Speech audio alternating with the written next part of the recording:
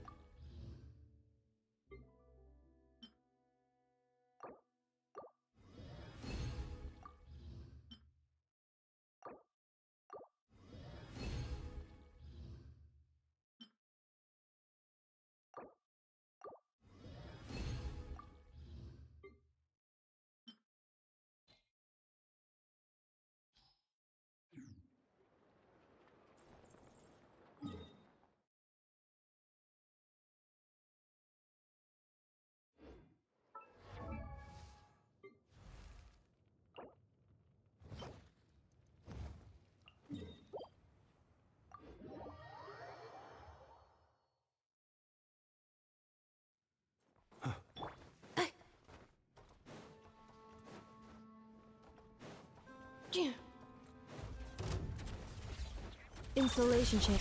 Kerplunk! Look, the rainbow! Stand clear.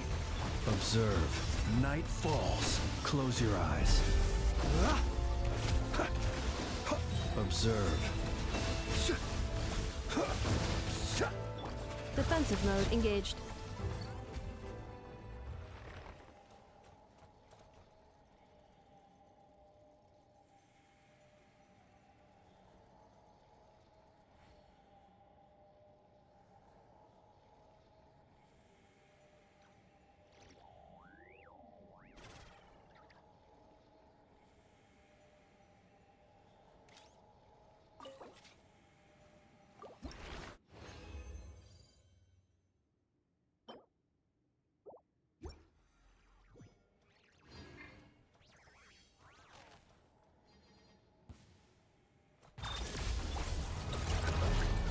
Lash attack! Animal test 63. Be silent. The long sleep beckons.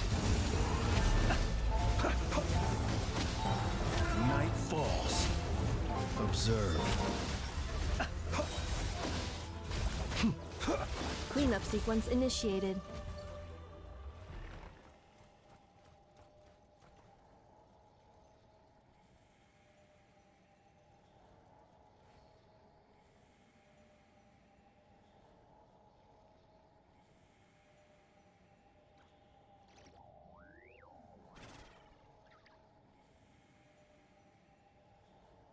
Reviewing outstanding items on today's to-do list.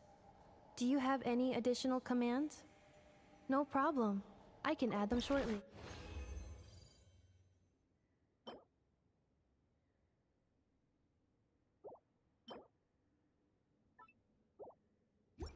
I'm quite used to it.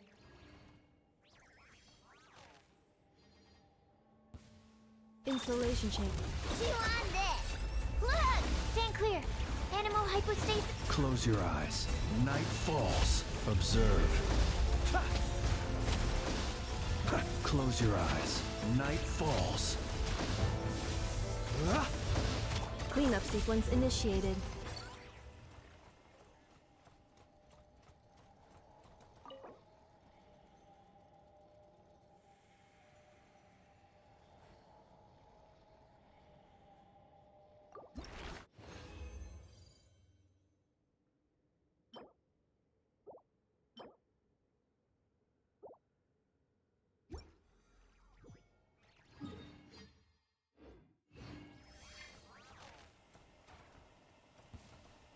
Installation chamber deployed. Ultimatum protocol. Kerplunk! Ding dong! What? Animal test 63. Be silent. Observe. To dust. Close your eyes. To dust.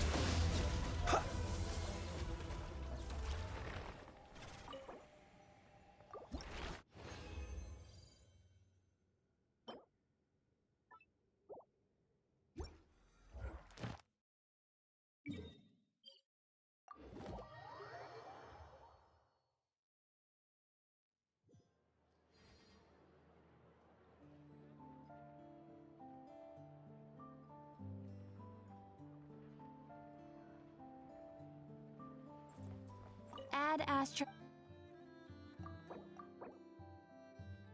Thank you for completing. Add Astra.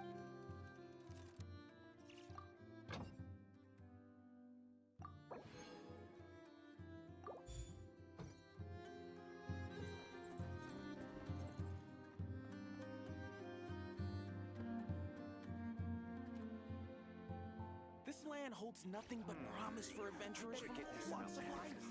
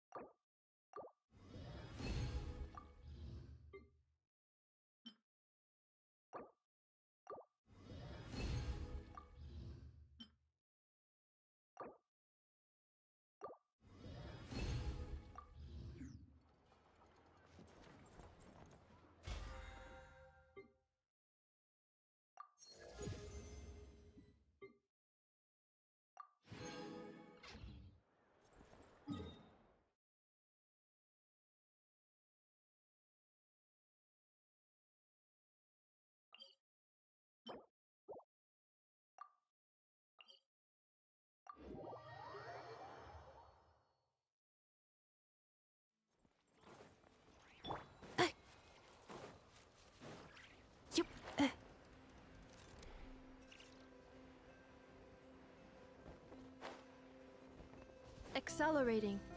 Defensive mode. Chew on this. Flash attack. Stand clear. Swirl. Mark 2. Animal test 6308. Observe. To dust. Be silent.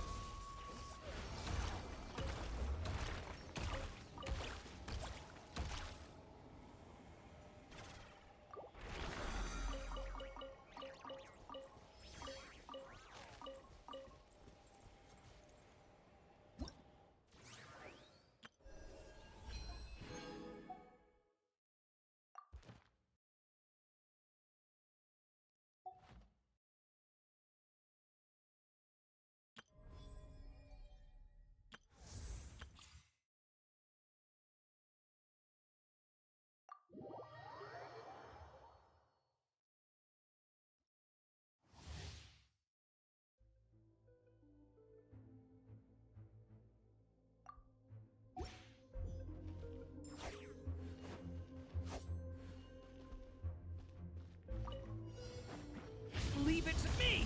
The story has only just begun!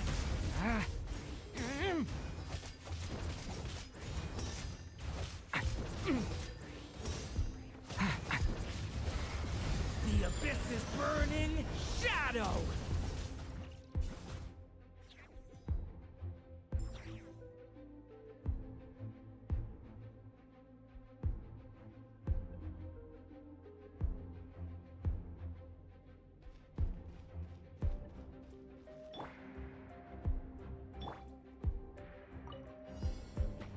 Coming to be. Teamwork is dreamwork! Huh? Watch out! Decay! New luck! Pew! Sparks and flash! Boom! Dumpty dumpty go! Boom! Yeah! Burst forth! Everybody stand back! Let's Get back! Element? Blow them all up! Hi-ya! Boom! Hi! Boom! Ha! Boom! Boo! Boo!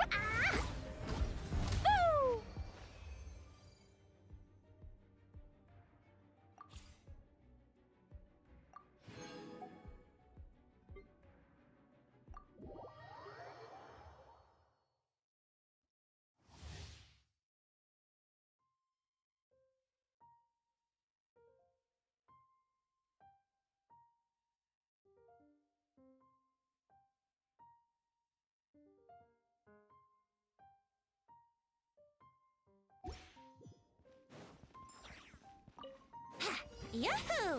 Time for takeoff. Yeah.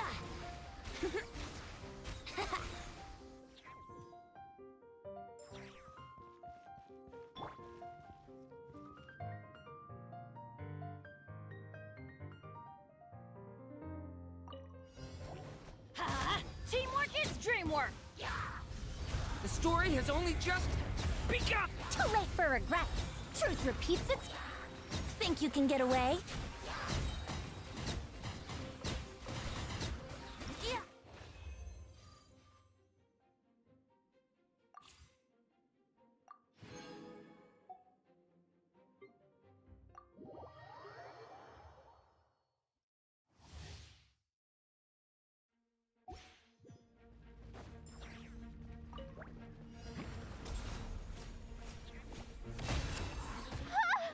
Finders keepers! Harder! On my... Go claw! Close your eyes. To dust. Observe. Be silent. Beware the creatures of the night.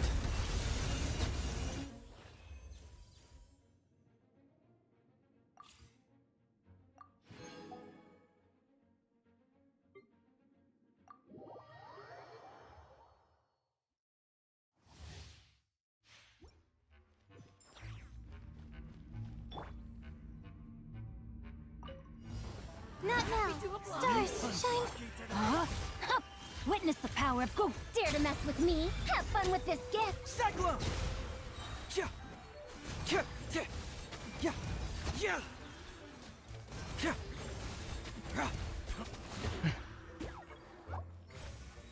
Fracture! Can't fool me! My guiding stars, cold. Rain Cutter! Rain outlines your fate. We'll see about that. Truth.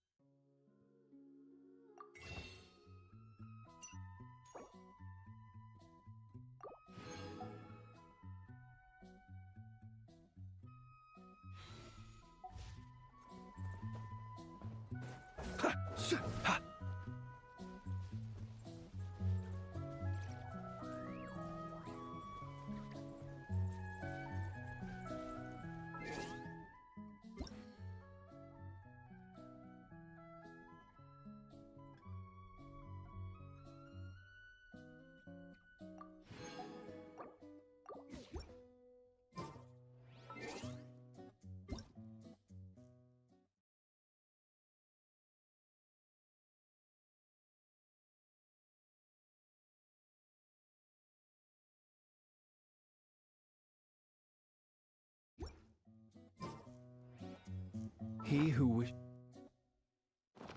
to peer in.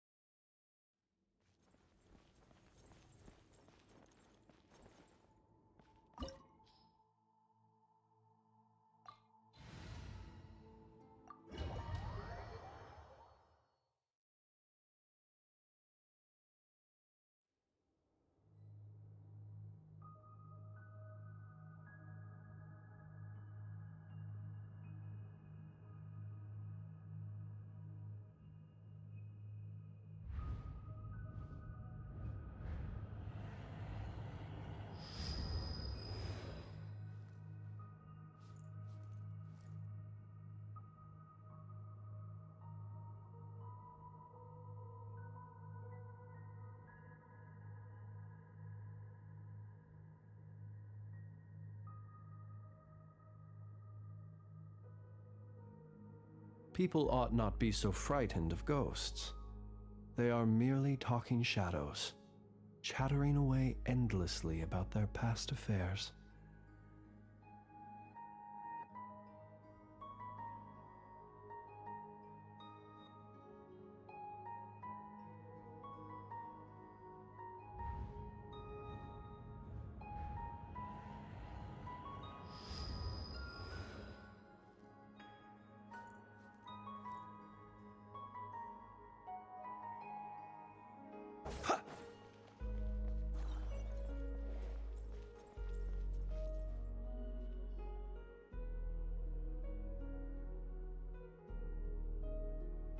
Are these people... Judging by their clothes, they appear to be phantom Hyperboreans from the distant past. That could mean they have some clues about the moon goddess's name, right?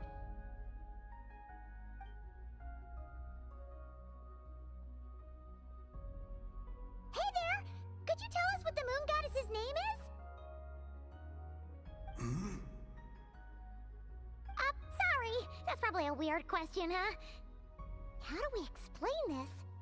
The moons are long gone, and their goddesses are dead. Their names no longer mean anything. When a new moon goddess is born, we will surely know her name. We have used every last resource at our disposal. All that remains is to wait, patiently and quietly.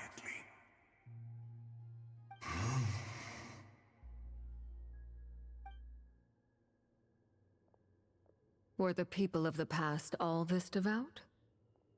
It looks like this phantom doesn't intend to converse with us any further. Surely the new moon goddess he speaks of must be Columbina. Alas, Kuthar's birth came long after the age in which he lived. But, maybe if we find a phantom from a more recent age, they might know Columbina's real name. True. Keep an eye out. We should be able to tell which era they're from by the clothes they wear. Yeah, you've been pretty talkative this whole time. What changed? Oh, nothing. I'm fine. You all make good points. When the Hyperboreans speak of moon goddesses, they mean the three from truly ancient times. I can't imagine they would know anything about our current moon goddess. There once was a time when the moon goddesses blessed them greatly and protected them from harm. So, when the war between the gods and dragons plunged the world into chaos, it seems they looked once more to the moons for help, praying for a new goddess to be born. Yeah, That checks out. Let's continue on. Who knows what else we may discover?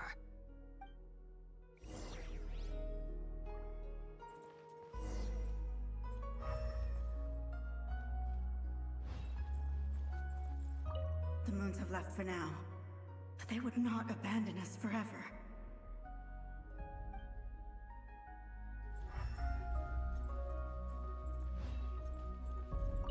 When the moons rise again, we shall receive their protection once more. Even in the darkest hour, there is always a way out.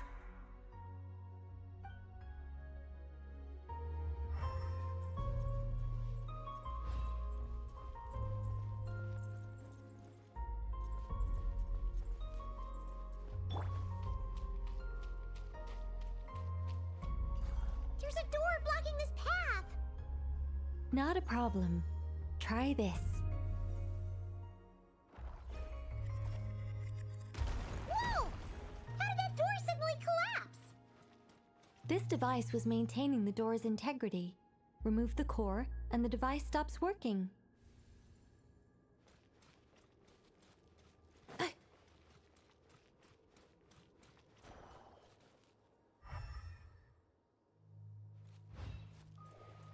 Is this our destination? Impressive. More precisely, this is a device that will help us reach our destination. Let's go. We still have a long distance to cover.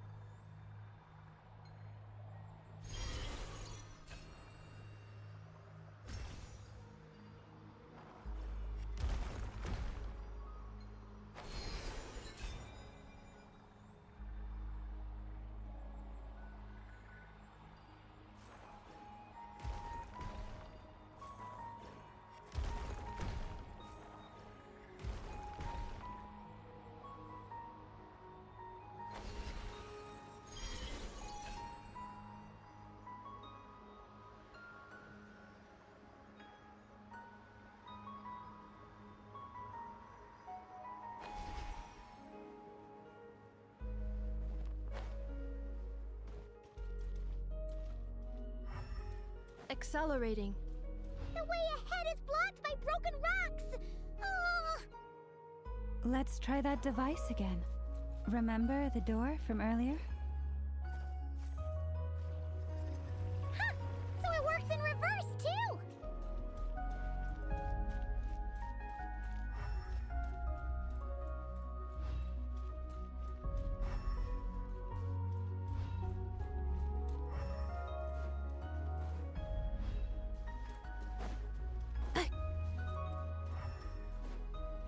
Accelerating.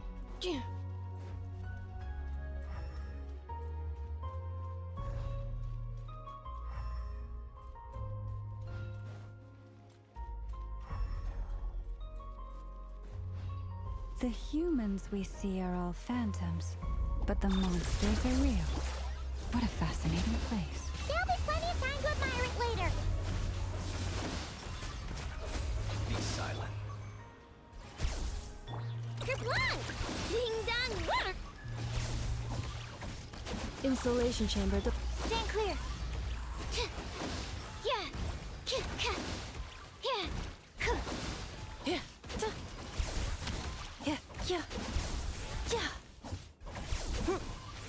Yeah. Yeah. Huh. Cleanup sequence initiated. Yeah. Yeah. Yeah. Yeah. Huh.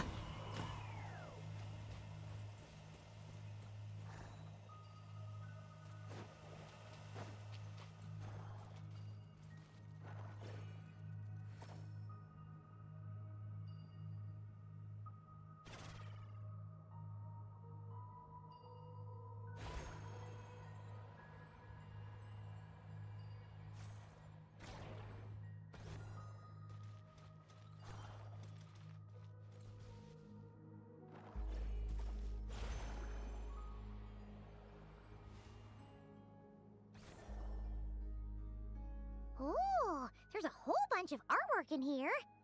Seems pretty old. Nicole, this is probably your area of expertise. What do all these paintings mean? Let me see. To understand these murals requires some knowledge of the history surrounding the War of Funerary Flame. I shared a little of this with Lauma before. Yes. I think I follow.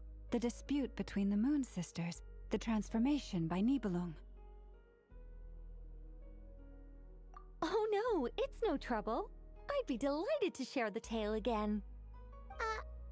Alright then. Tevat's 3 moons and their goddesses were brought into being by the will of Nibelung, the then ruler of Tevat. But when the heavenly principles came, they changed the world completely, down to its very foundations. The moon goddesses were nowhere near strong enough to challenge this entity. But the heavenly principles did not view them as heretical entities that had to be removed. Essentially, the 3 moons existed to keep this planet alive and operational, which did not directly conflict with the heavenly principles' aims. Nevertheless, the inherent precariousness of this arrangement would soon be revealed. Nibelung returned, yes. He did, and thus began the War of Funerary Flame, a battle for dominance between Nibelung and the heavenly principles. Discord would soon emerge between the 3 moon sisters.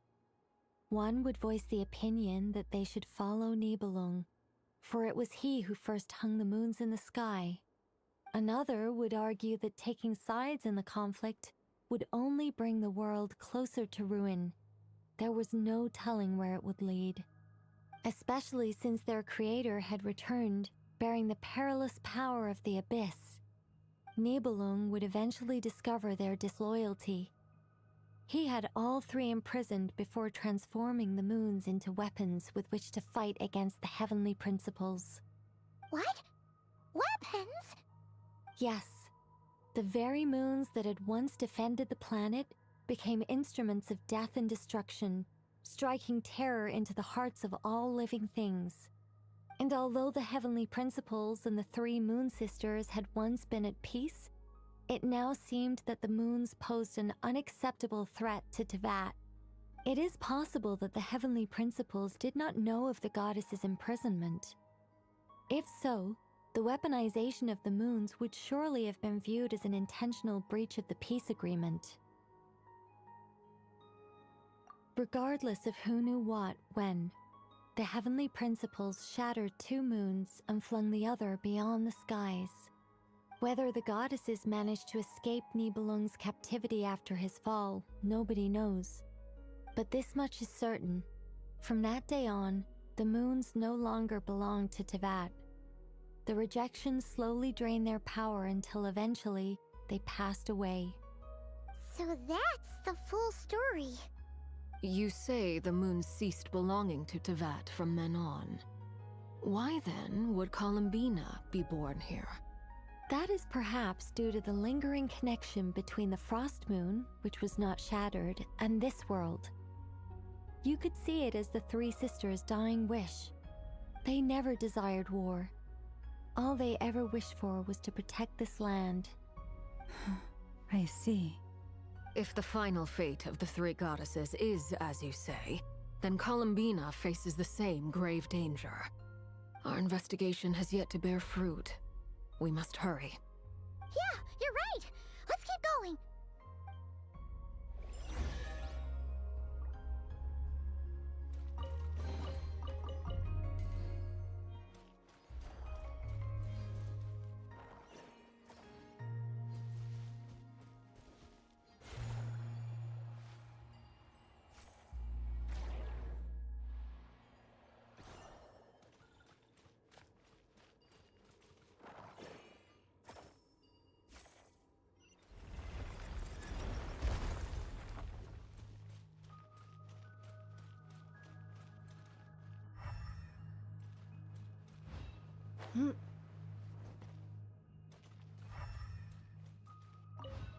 Should we trust him to keep his promise? We have to. There's nothing else we can do.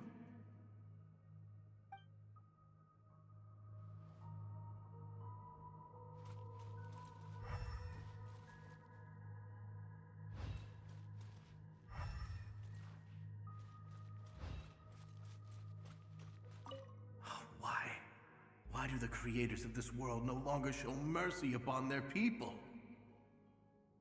Remember his words. We must change our fate with our own hands. Wait, that's odd. Who is he? Is something wrong? No, not really. It's just that over 30 possibilities emerged in my head, so I can't be sure who he is. It's been too long. My memory isn't as sharp as it once was. Okay. 30. Wow. Impressive.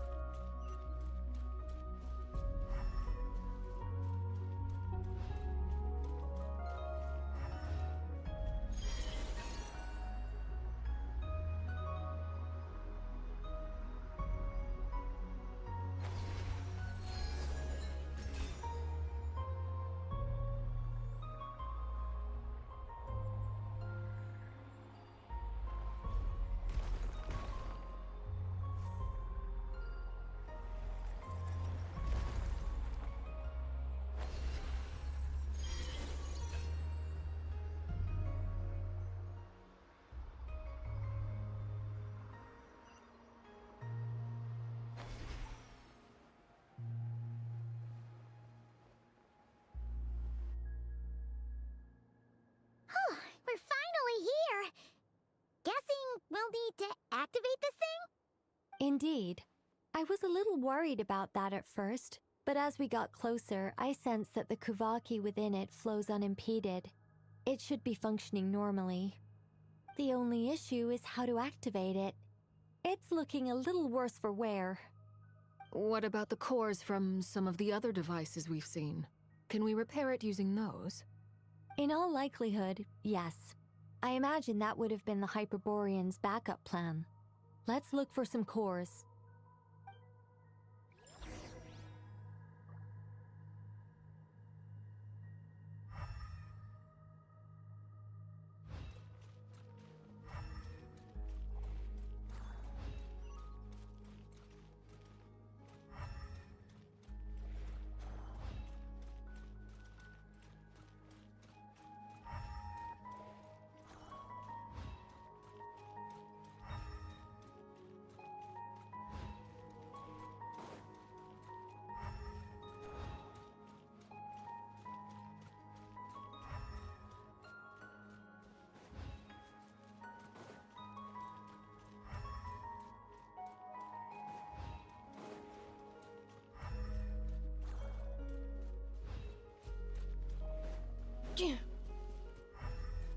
Accelerating.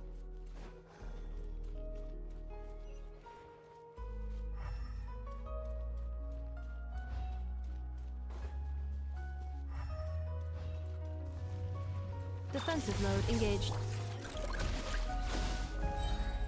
Flash attack! Close your eyes to dust.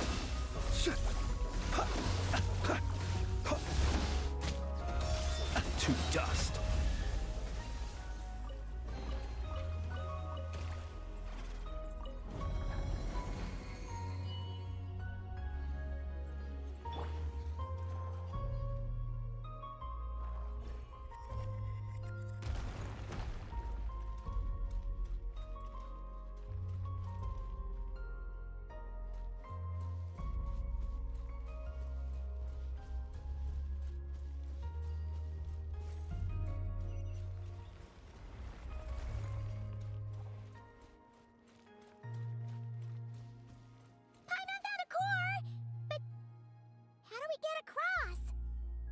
Walk up, then jump down.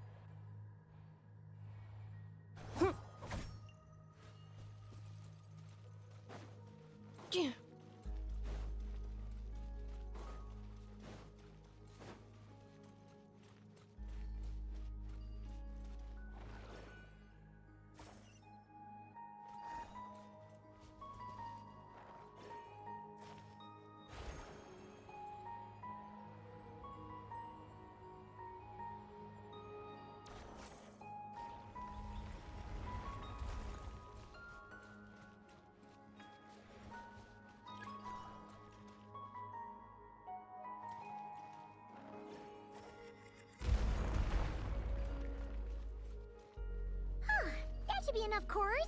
Let's head back.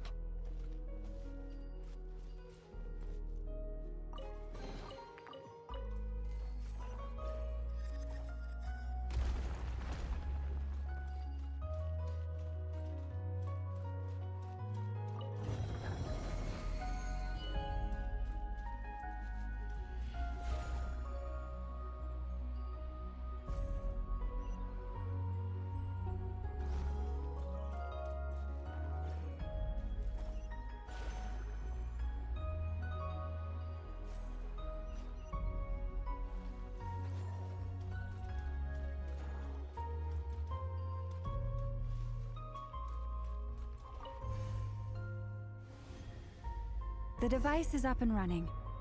It's hard to believe that the ancients were capable of constructing such things. Paimon sees our destination! It's right up ahead! Yes, let's go.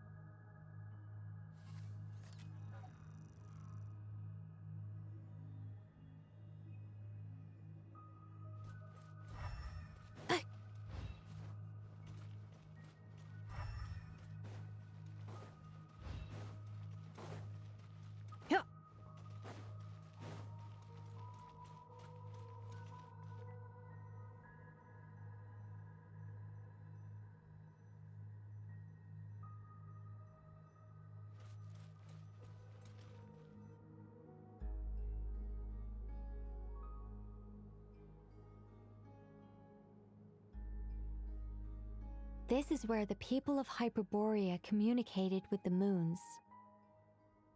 We need only place the moon marrow upon this platform on Moon Prayer Night, and we shall be able to open a portal to the moon and send our moon goddess back home.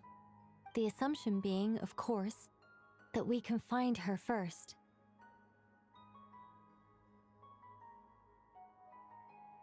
That's right. You want to know if it's safe there, don't you? And yet, she has no choice but to return. You know this. That's not the only issue here. This is the end of the line, right? We've explored everything we can. And despite looking at historical artwork and talking to people from Hyperborean times, we're still no closer to learning Columbina's name.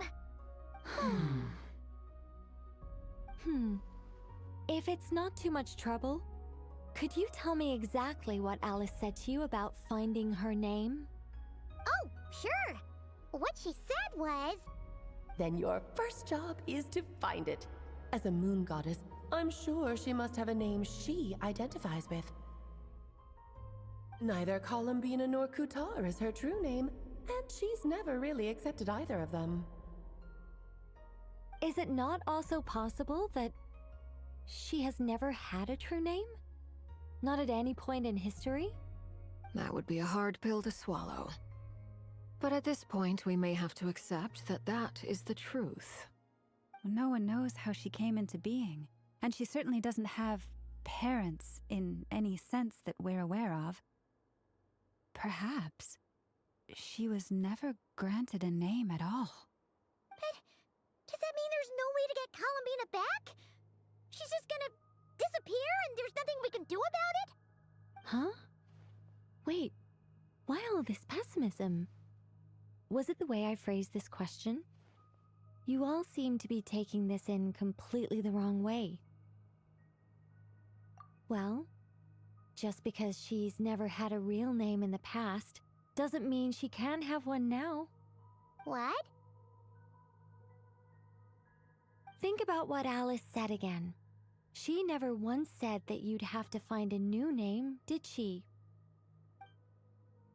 Are you saying what I think you're saying? Yes. Names are anchors that connect us to the world. If she doesn't have one already, then all we have to do is create one, no? It's like... yes. Traveler, when you first arrived in Teyvat, do you think you would have turned around if someone behind you shouted, "Hey, Tumaini"? But what about now? I understand what you mean. Life is a long journey. Even the friends and family by our side can change over time.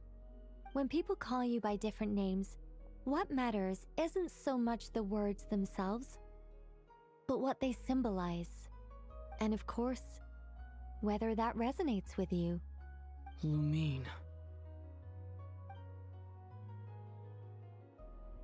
So, close your eyes and picture the moon goddess in your mind. If you were to call out to her in this moment, what would you say?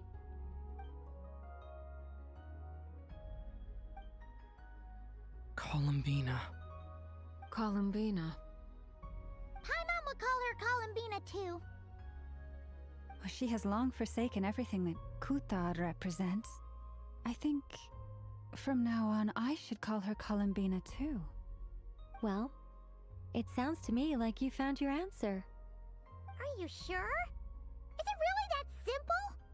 We haven't found her this whole time, and not for lack of trying. For a journey like this, the process is every bit as important as the outcome. Had you not searched far and wide, rejecting every other answer you were offered? How could you have come to an answer you felt was finally correct? Oh, it all makes sense now. This has Alice's fingerprints all over it. Are you suggesting that Mage knew from the start that Columbina never had a real name to begin with? I can't say for sure. But I can definitely imagine her chuckling in satisfaction somewhere right now, saying, "Ah, what fun." Llama, your antlers! You should hurry. The festive moon has begun to rise. Do not worry, for when you called the name Columbina just now, I could sense that the power within was enough to summon back the moon goddess. The power within what? The name? Yes, so, the thing is...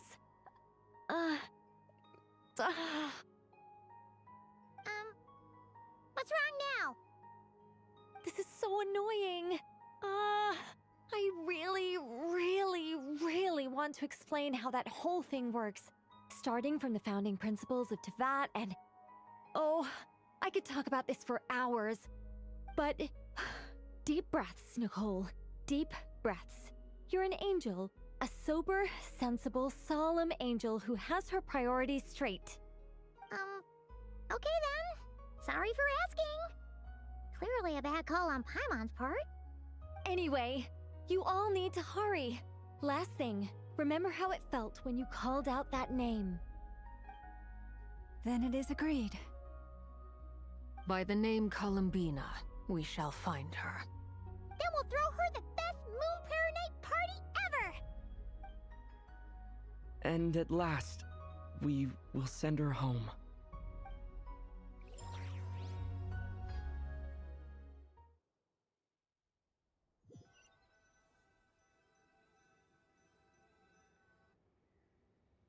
I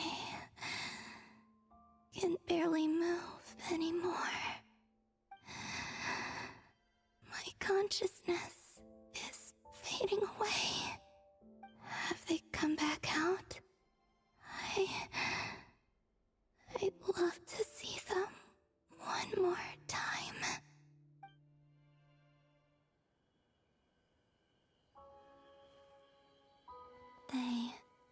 didn't make it.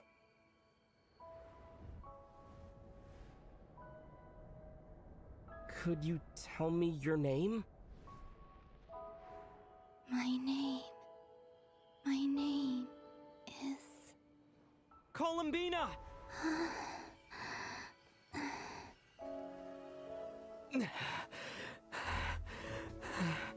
Columbina! Are you here? Columbina! That's the name you gave when we first met. And it's what I've called you ever since. Columbina. It's a fine name. I have many fond memories of Columbina, and so do all of your friends.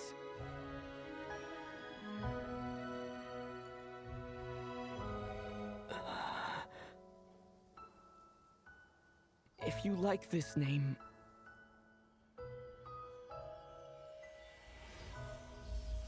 Huh?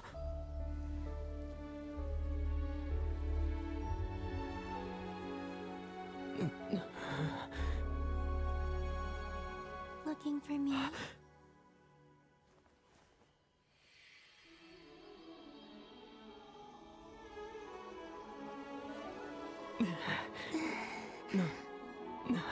I like it. You can carry on using it. My name is Columbina Hyposelenia.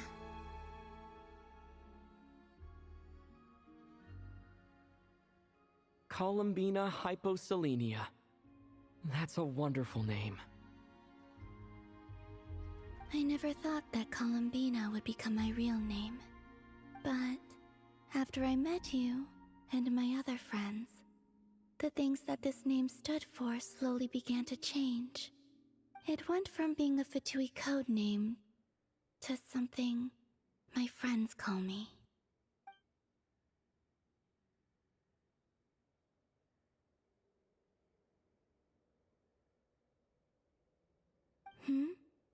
What is it? Why aren't you saying anything? I'm just so happy for you. Thank you. So, where's everyone else? We can go and meet them very soon. Everyone went to different places to try calling your name. Great. I'd like to thank them as well. Everyone's done so much for me. Searching for my name, entering those ancient ruins. Huh? Wait, so you were... Yes, I was there. Not physically, but my consciousness was still holding on. I followed you the whole way. Starting from when? You turned around and called out my name while you were in Nasha Town. Do you remember?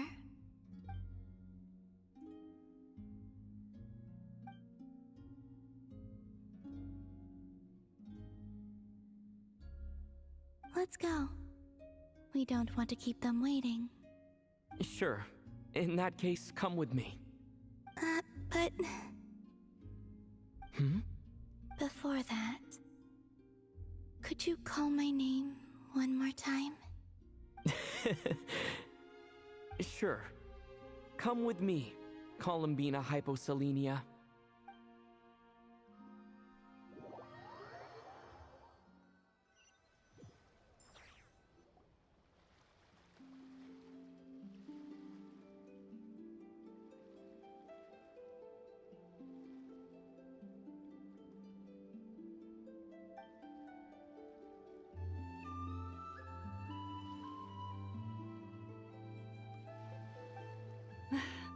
Columbina!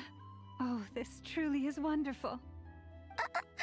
Llama, I can't breathe. Ha ha! Just in time for Moon Prayer Night. It's good to have you back, Miss Columbina. Yeah, we were worried sick. Thank you, my friends. With your help, I now have a name that belongs to me. Columbina Hyposelenia. Where's the second half from? You added it yourself? That's right. It means... Born beneath the moon. Yes. And by extension, it can also mean born beneath this world. A fine name. Now, as much as it pains me to interrupt this beautiful reunion, I feel obliged to remind you that the Moon Prayer Night celebrations in Nasha Town have already begun. Don't you want to enjoy the festivities? There's so much to see and do. And some of the ambient lighting and entertainments were sponsored by the kind souls in the Hexen Circle. Nicole? Why have you turned into Dodoko? So you're Miss Nicole. Thank you for helping us, and for helping me find my name. It's nice to finally hear your voice. You're quite welcome. Guiding lost people to hidden treasure is what we Seelie do. And if you ask me, spiritual treasures are far more precious than material ones. Chests are all well and good, but this was what it's all about. Ah, so satisfying. Anyway, I had to go help Alice. It seems like she ran into some trouble. That's why I couldn't be here in person. But don't worry, we're with you in spirit. We'll be celebrating right along with you. Keep an eye out for the Hexen Circle's festive stalls in Nasha Town. I think you'll like what we came up with. Alice said she even managed to rope B in this time. The Frost Moon Scions have also prepared various attractions. I believe Aino, Ineffa, and their crew are setting things up as we speak. On that note, Nefer, about that request I made. It's all in hand. Yehoda is on site to ensure that everything goes off without a hitch. Wonderful. In that case, Traveler?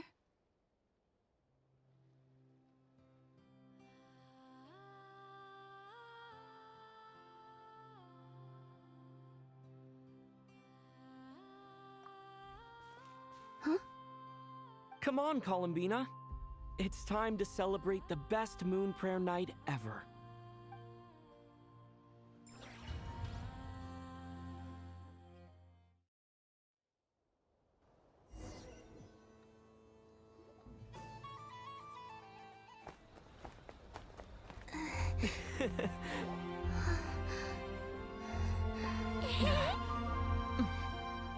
Hey, young lady. Would you like some Moon Prayer Night candy? Happy Moon Prayer Night. Oh, yeah. I almost forgot to say. Welcome home, Moon Goddess.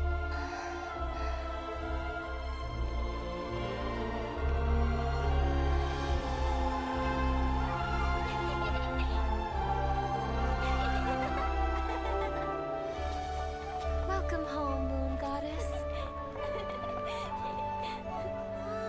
Welcome home, Moon Goddess. Welcome home, Moon Goddess. Turning Nasha Town into her home is a festive gift. A rather brilliant idea. Perhaps this is what Nod-Krai, Columbina's home, should have been like all along.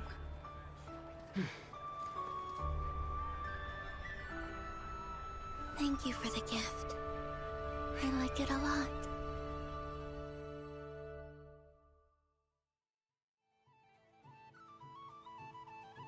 This feels like the surprise of my life. I do. I never imagined I'd ever get to enjoy Moon Prayer Night with everyone so freely. If you're happy, we're happy. Quite a strategy you came up with. Hide the tree in the forest. It's not your usual style, Lauma. Is there something about Moon Prayer Night that enhances what's in your head as well as the antlers on top? Apparently so. It even inspired a perennial penny pincher to use their resources for a greater cause. It truly is a magical festival.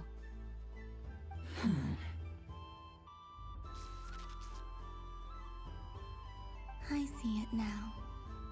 This bickering is actually a sign of a strong relationship. Huh? What's everyone doing here? Oh, Miss Columbina, you're back. Yes, I'm fine now. Thanks for your concern. How's your progress with Alice's assignment? very well indeed. I've never heard her sound so excited. Not like this. This time, her excitement seems more serious. Seems like she's had a major breakthrough. She said she'll contact us once she knows more. In the meantime, we're free to relax and have some fun. Enjoy the time off while it lasts. I have a feeling that our next task won't be so simple.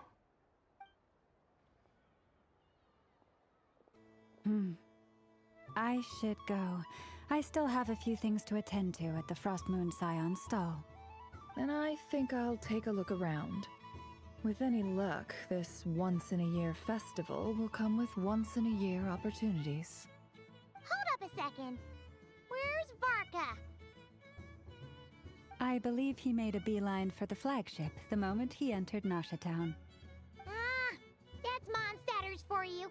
They know what they want when festivals roll around. Goodbye for now, Columbina. I hope you have a wonderful night. I will.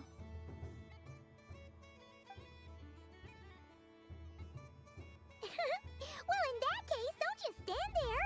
Get out there and have some fun. You'll definitely get a warm welcome at every stall. Oh, also, take this map with you. It's a guide to the festival.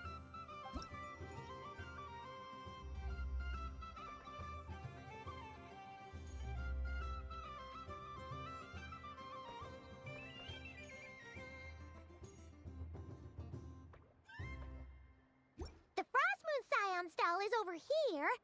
Lauma's invited a whole bunch of cute animals to celebrate too. Over there is the Hexencircle section. Alice seemed more excited than anyone about this festival, so she insisted on making it a grand affair. Oh, and then there's the Nasha Town local specialties, including... Actually, forget that. Better if you go check them out for yourself. Thank you. It looks like a lot of fun. You're not coming with me? We'll be around. But don't you want to browse by yourself for a bit first?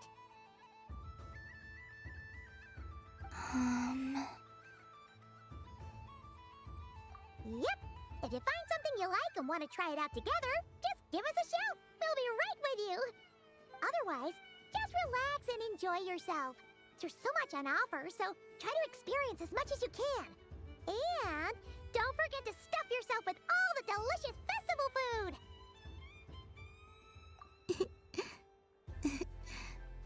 All right then. Off I go. Where should I go first? So this is the Frost Moon Scions area. It feels very familiar. But everyone looks much happier than usual.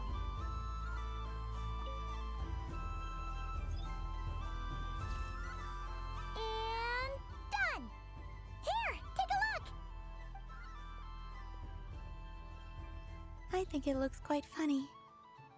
Well, Paimon thinks it's super cute. It looks like a silly chic badger and a rhyme-horn deer that's about to fall asleep. Maybe I'll stand on the Sheik Badger's side instead. It looks like we've attracted the attention of quite a few animals. Let's make room for them.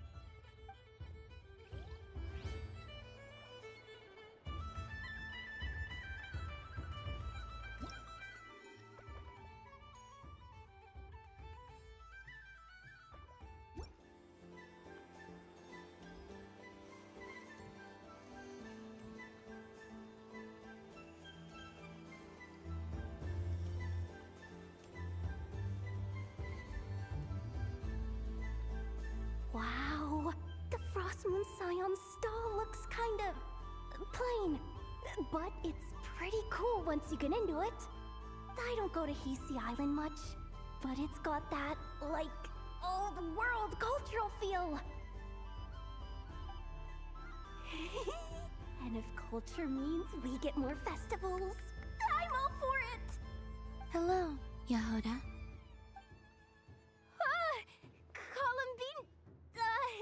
Hello, Moon Goddess. That was too close. I almost gave the game away in front of the staff. Oh, wait. what's the deal with her shoes? They don't make a sound when she walks. I could do with a pair of those. Do you like balloons too? Balloons? Oh, you mean those? What's so fun about balloons? I'm not a kid anymore. They're probably more up Aino's alley. Yes. The animals seem very curious about these strange flying objects. I was drawn here by their voices. I recently learned a fun new game you can play with balloons, so I decided to come and give it a try. A new game?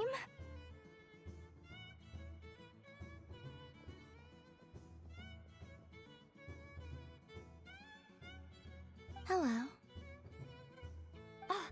Welcome home, Moon Goddess. Here to buy some balloons? Yes. Could you give me a few that haven't been inflated yet? Are you sure? I guess it's not a problem, but... Yes, please. Thank you. Uninflated balloons? But those are just little rubber pouches. What does she want with those? Would you like to play the balloon game, Yehoda? Huh? Sure. I guess. How do you play it? Wait here a moment.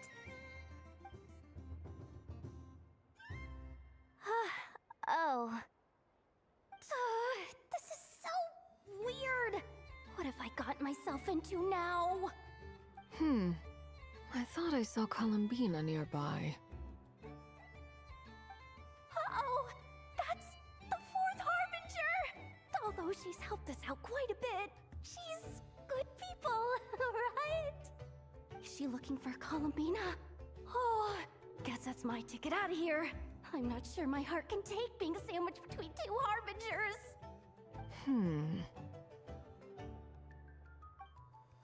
Which stall is she checking out? Oh, it's that other Frost Moon Scion's one. Try on the headgear, see what it's like having antlers or animal ears for a day. Oh, I wouldn't be caught dead wearing that stuff. So embarrassing. I have enough gear to carry as it is. Wait, what? She put it on? How peculiar. This would take some getting used to. I wonder if this is what it's like for Lynette. It really suits you, ma'am. What is this? She was so intimidating a moment ago, but now, dang, she's really rocking those ears. How does she make them look so cool? I suppose I may as well keep them on for now. All part of the festive experience. She's coming this way. How do you do, Miss Yehoda? Oh, jeez. Don't talk to me while wearing that thing. Where am I supposed to look? Oh, hey there. I'm looking for Columbina. Have you seen her? She just... Huh?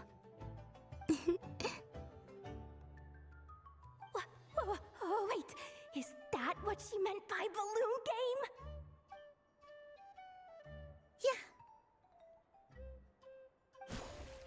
Yeah. Huh? No fair! How come I get caught in the crossfire? An ambush from the rear? Is this a declaration of war, Columbina? Would you like to play too, Arlecchino? Seriously? Are they gonna start some beef right here, right now? Gladly. That said, I believe there is another who would like to join. Boss Nev! Thank goodness! You've gotta get me out of here! Things are kicking off big time! Hello there. I'd like 10... no, make that 20 balloons, please. Uninflated. What? Miss Moon Goddess, I hope you're prepared to pay the price for assaulting my employee. Welcome to the game, Nefer. Just to be clear, let's keep this a fair fight, okay? No strange powers, please and thank you. Naturally. Hmm? Don't just stand there, Yehoda. Aren't you going to team up with me? Huh? Do I have to? Of course. Don't forget, the Curatorium has a reputation to uphold. I knew something like this was gonna happen.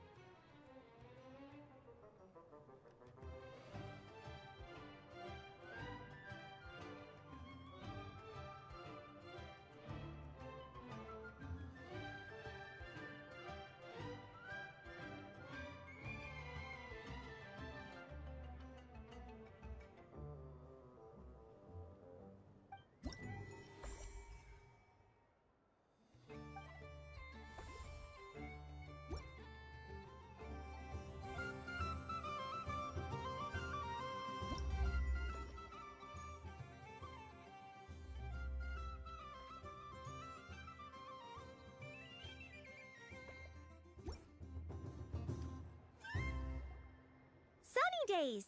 I prefer sunny days. Ah, well, you are as warm as the sun itself, Moon Goddess. Very well. I believe your spirit animal has to be this most adorable chic badger. Wow! Thank you, Mr. Talking Magic Lamp. Have a very happy festival, Moon Goddess. Lens? That's you, isn't it? Shh. It's our little secret, my dear traveler in Paimon. Okay, sure, but why are you here selling sugar sculptures? Everyone celebrates in their own way. After gazing into the abyss and spending time around gravestones all year, what better way to relax than to see sunny smiles on the faces of the living? Besides that, I like to think of myself as a fair judge of character. I dare say matching personalities to confection suits me rather well. That's not what Paimon was talking about. Aren't you afraid that your true identity might be exposed? Should I be? There is all manner of magic in the air this moon prayer night, thanks to the work of the great mages. I see Miss Columbina is hiding in plain sight. Why should I not do the same? Why miss this rare opportunity to enjoy a special evening in my true form? Fair enough. You got a point there. People who don't know you will probably think you're just a talking lantern. Well, now that we see eye to eye, what brings you here? Not a search for your spirit animal, I presume?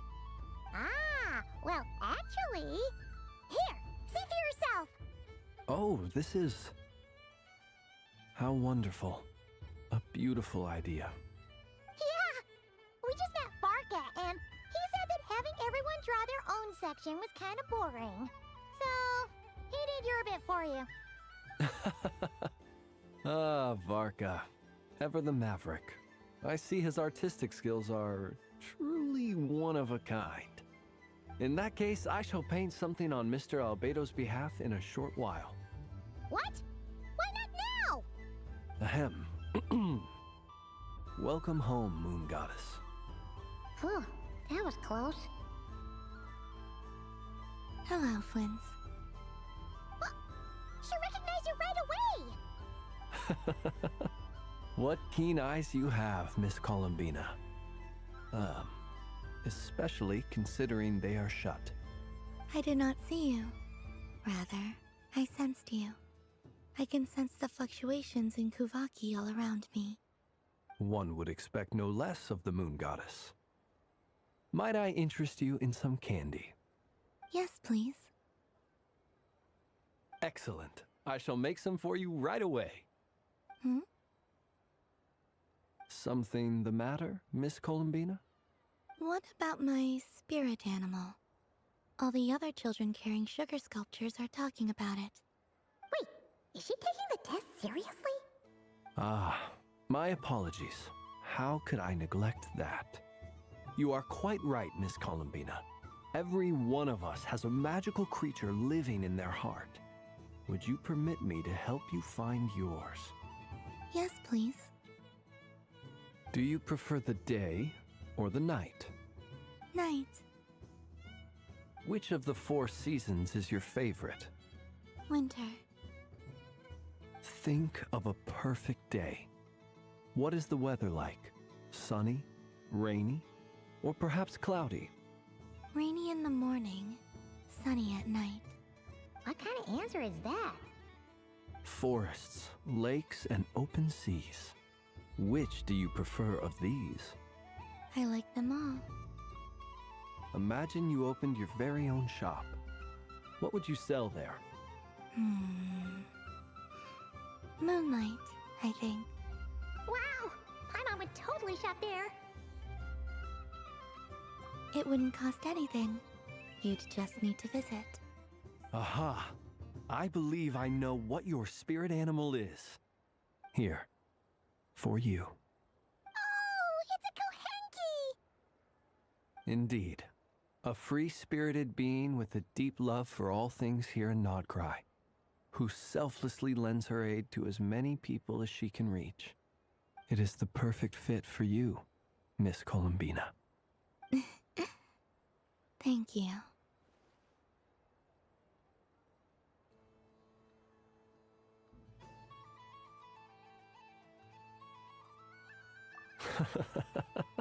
It would be my honor. But you shall have to forgive me. We have known each other for quite some time.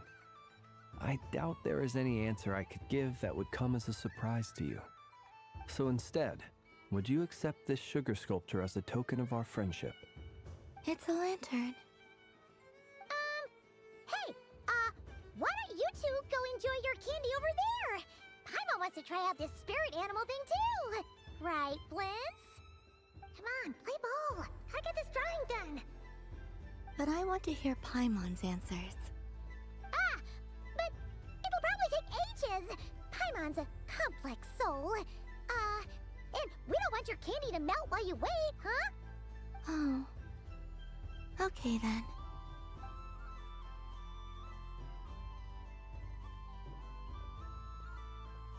Phew! Nice excuse, Lady Paimon. That was some quick thinking. Yeah, no thanks to you. A little help next time?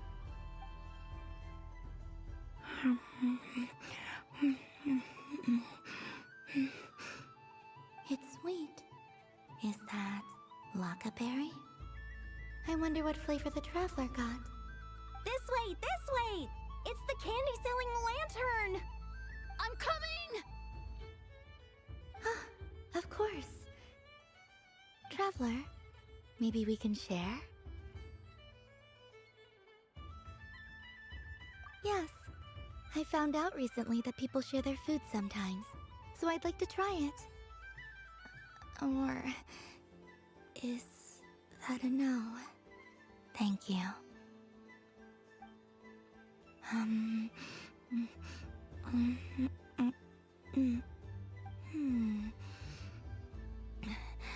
Yours is a little more sour than mine. Here, you try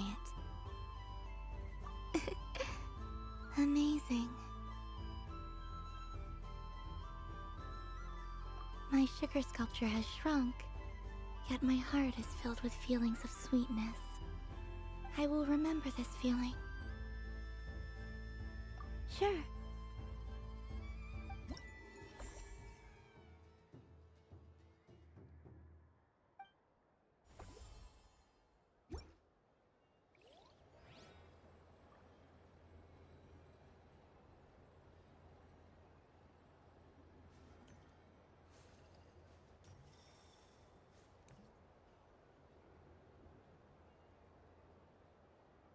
I wish for a never-ending supply of laka berries. What a humble wish. Probably written by a child.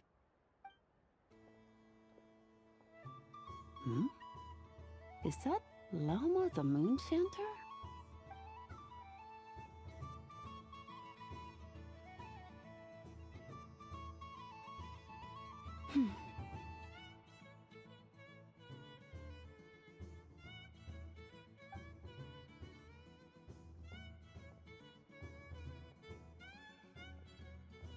wish that the long plume ibises would stop biting me.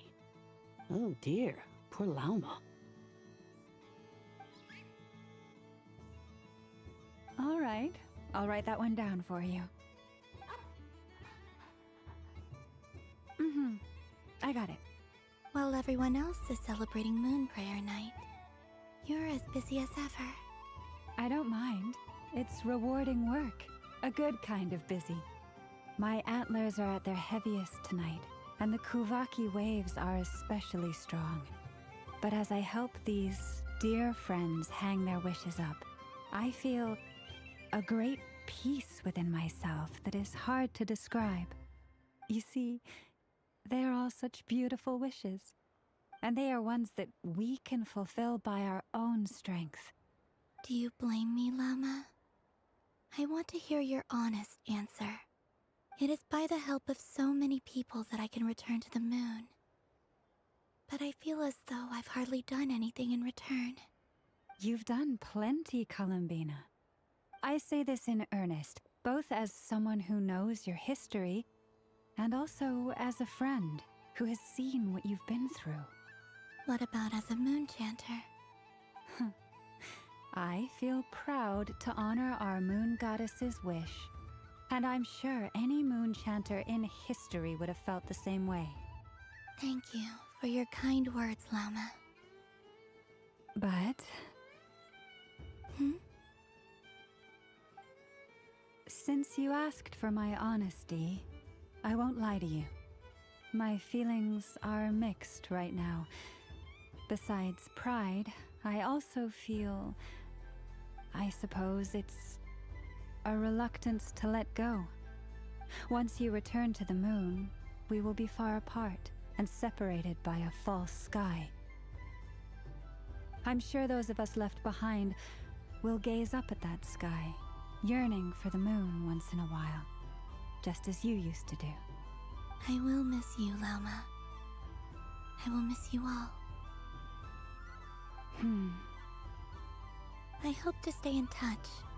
I will try and find some way to send messages down from the moon. Perhaps you could use Kuvaki. I've heard Yehoda say that signals can be sent using long and short waves, or strong and weak lights. That sounds a little complicated. What if we forget what the signals mean? We could prepare a codebook beforehand, but... You're right. It wouldn't really suit you. Still, whatever happens, I believe that you will find your own unique way of communicating with us. And now that I think about that, my heart feels lighter. Because you trust in me? Yes. I have faith in you, and in the power of truth. In my experience, the truth tends to be difficult. But that's what makes it stand out from what is false. So I'm confident that your thoughts and your love will shine through the curtain of lies. We will know it when we see it. Thank you. Now, could you help me hang up my wish? Is this? I wish that all who dwell in this moonlit world can find a place to belong. And I wish that I shall one day see my friends again. It's 2 wishes. I hope that's not too greedy of me. Not at all. And I think you speak for us all with the second one.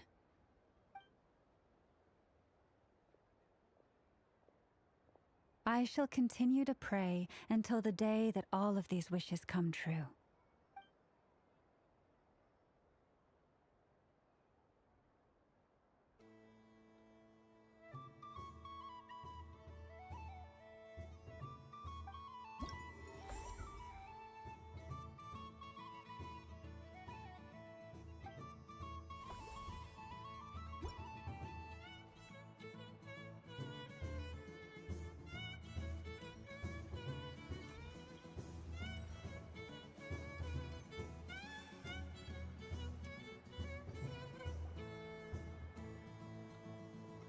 Dodoco's Whirligig!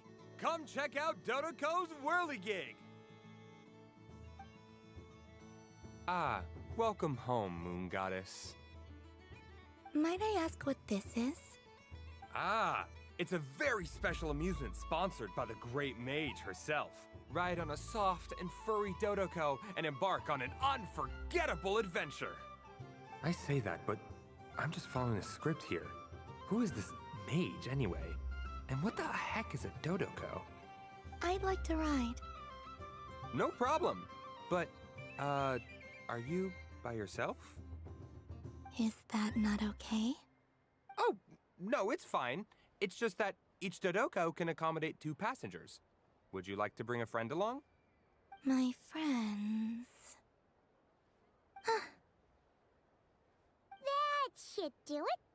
Now, we just need to get everyone else to draw something on it too. But we gotta keep it a secret from Columbina. Traveler.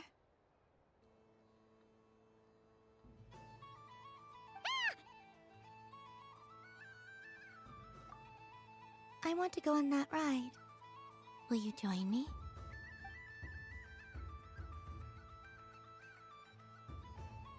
Let's go then.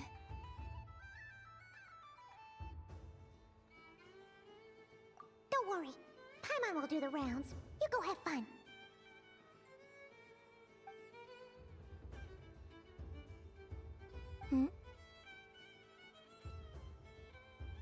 All right. I think we have to wait in line over there. Please take your seats. For safety reasons, you mustn't try to leave the ride before it comes to a complete stop. All right, you're all set. I wish you both a wonderful journey.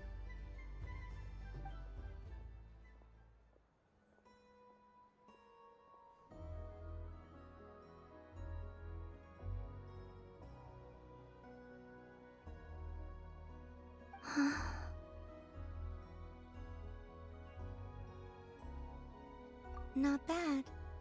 It reminds me of riding a moon lane. Sometimes, the Kuhenki circle around me like this, playing their beautiful melodies. Yeah, I'm going to miss them.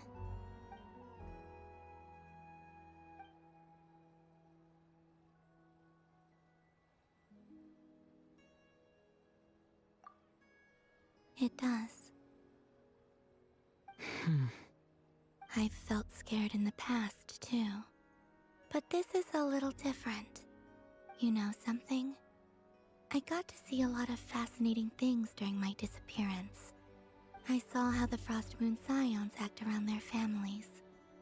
So different than how they used to act in my presence. And I also saw how they interact with their friends. It made me curious at first.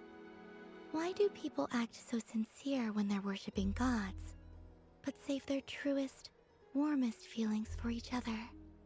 Slowly, I came to realize that it's because they trust one another. They know, deep down, that they'll be accepted for who they are. All of it. The good and the bad. I know. I knew it the moment you started calling out my name. What I fear now is the end.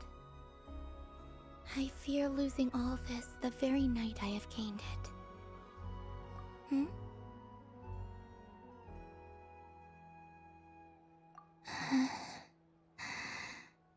Thank you for this conversation. Thank you for listening to me. Don't worry. This fear I have, and the unknown that awaits me, they cannot hurt me. Not when I possess a treasure far greater. I just want you to remember this version of me, the real me, on this final night together. Dear passengers, Dodoko's awesome adventure has come to a close. Please leave in an orderly fashion, and we look forward to seeing you again in the future. Don't want the journey to end, huh? Don't worry, you two. There's always another adventure waiting just around the corner.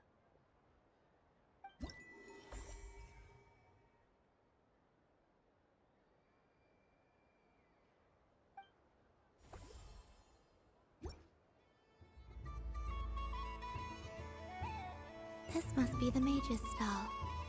It feels like I've entered a fairy tale. Ah, how lovely.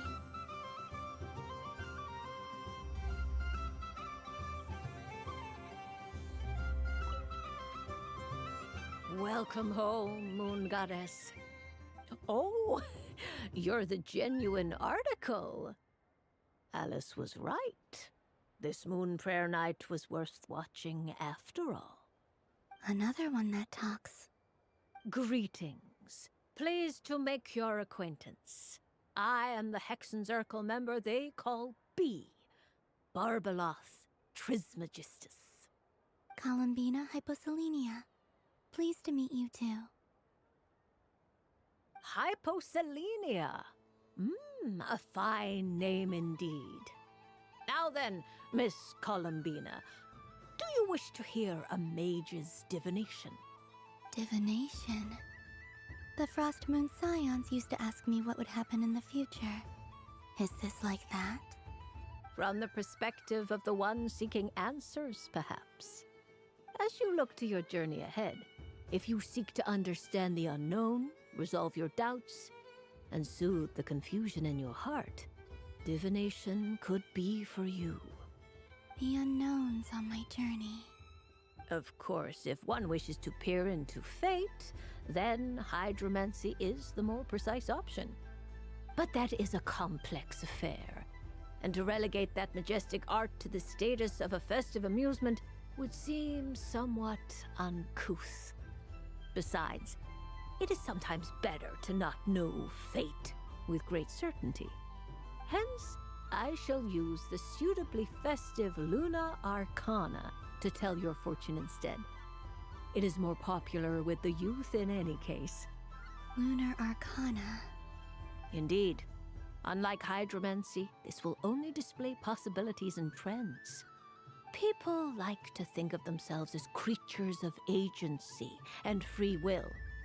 Peering too far and too clearly into the future is detrimental to both body and soul.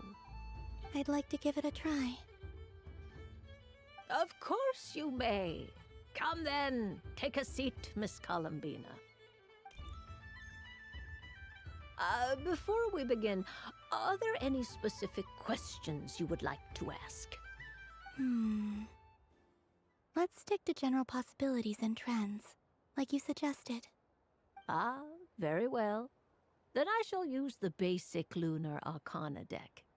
Now, try to relax. Cast your mind upon the things you have experienced and the things you are soon to experience. I will shuffle the deck. Would you like to cut the cards yourself? You do it. No problem. Now then, to make things easier for the seeker, that is to say, you, I shall decipher the cards from your perspective.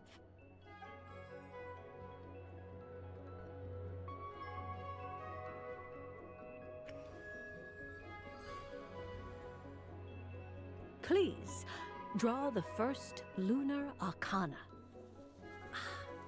This represents destiny and is the foundation for the divination as a whole. Now, draw your second card. This will stand for the past, the sum of all your experiences that have come before. And now the third Arcana. This is the present, your interpretation of the current moment. Finally, the last card. This shall speak of the future, which... Oh. Kuvaki Pulse? Fascinating. I've never encountered this before in my role as a diviner. Something has exerted an influence upon this card, causing it to leave its designated position. What do you make of this, Miss Columbina? Perhaps this is the guiding hand of fate in action. Of course, if you wish, You can choose to deny the validity of this card and draw the future for yourself. No, it's fine. Let's go with this one. A bold decision. I must say I'm looking forward to the results. Well then, let us flip the Lunar Arcana in sequence and see what emerges. Sure. First, Destiny. No surprises here. The card that represents yours is the moon. The moon. Indeed. The moon can represent the truth at some times, but deception at others. False peace, destructive calamity, and the world-changing power that lies within. When the moon is placed on the destiny tile, it indicates that your destiny is not what it may appear on the surface. Instead, it may yet have a hidden side. It symbolizes a journey through the fog, fraught with uncertainty and deception, where one must face inner challenges head-on. I don't understand. Patience, my dear. This is but the first card, which serves as a basis for the interpretations that follow. Our divination will only grow clearer from here on out. Now then, flip the second card, the one that speaks for the past. Ah, the Hermit, but inverted. Inverted? Yes.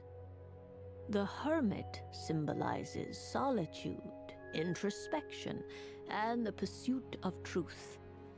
When inverted, it represents isolation, truth out of reach, and a path that leads one astray. Combined with the moon as one's destiny, the Hermit inverted represents a choice you made to stand alone in the past. It was a choice made not out of fear or arrogance, but for reasons that others could not perceive. You fumbled through the darkness without a guide, but you did not find your way. Rather, you went astray. More than once, it would seem. Is this about how I became Kutar despite not wishing to become a god? And how I joined the Fatui because I yearned for a place to belong? I suspect only you know the answer to this question. All is not lost. The past is in the past, and so it shall remain. Shall we look into the present now? Oh my. The Lovers. One of the most interesting Luna Arcana. What does this one mean? This means that you have had an unprecedented emotional experience. The joy of finding your soul becoming intertwined with that of another. A precious and wonderful thing indeed. It's true. I've made a lot of friends recently, and they are very good to me. I like them a lot. That sounds lovely. I am most delighted for you. The Lovers can also represent important decisions, perhaps related to a parting of ways. Now, if I were to guess... Yes. My return to the moon. I understand. Parting with friends is never easy, Columbina. But rest assured, this is not the end of your journey. There is always another story waiting to be told. The future always lies ahead. The future. Well now, it's finally time to flip this most mysterious of cards. Why did it appear? And what does it wish to tell you? I'm ready. Very well. Flip this card and see what lies on the other side. Oh. Miss Barbeloth? What is it? This card is death. That doesn't sound very good. It depends on how we interpret it. It is true that it can represent an agonizing death, a complete and utter end, but at the same time, it can also represent rebirth. Do not forget that your destiny card is the moon. That lends your future many different potential meanings. If death spells the end, is it unavoidable? As I have said, divination can only display general trends. It is a rough guide, but it does not show predetermined outcomes. Allow me to summarize it for you. In the past, you may have lost your way, but now you have gained new connections and new strength. You now face an important decision, one that may bring about a great change in what is yet to be. This change might, in turn, be the end of all things, or their beginning. But remember, everything is subject to change because of the moon present in your destiny. You must see the truth clearly and face your innermost thoughts. The truth. My innermost thoughts. Thank you, Miss Barbeloth. Don't mention it. Some people dislike divinations, for fear of glimpsing an ending to their story that they wish was not so. But I can see that you're different. The result of this divination will not sway your decision. This is a rare quality, and one that diviners always hope to see in the seeker. We are here merely to guide, not to exert undue influence. I understand. Go then and illuminate your future, Miss Columbina. The moonlight that shines from you now is most captivating.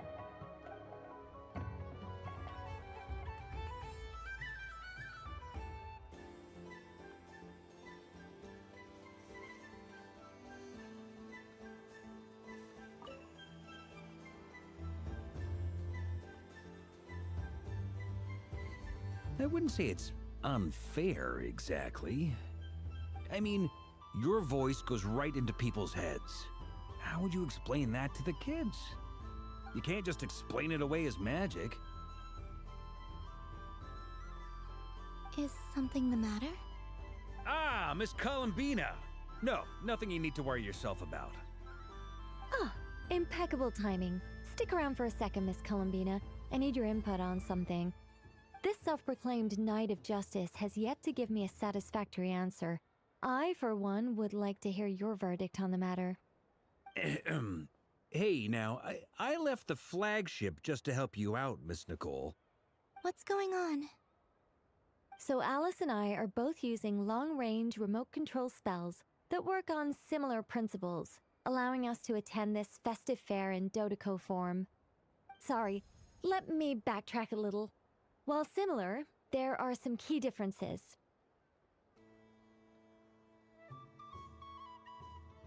Alice, being a great mage, wanted her Dodoco to reflect something of her own charm and mystique.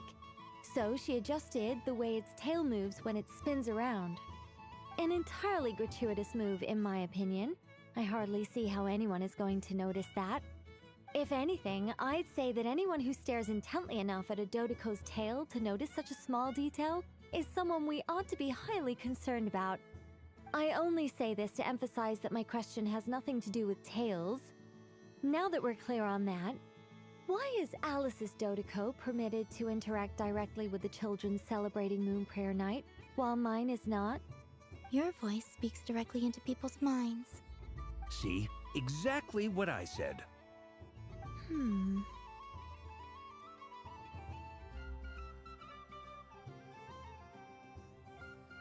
Miss Nicole? Ugh, I can't stand it. I know that probably makes me sound like a whiny child acting out in front of their parents. And it's a little embarrassing now that I think about it.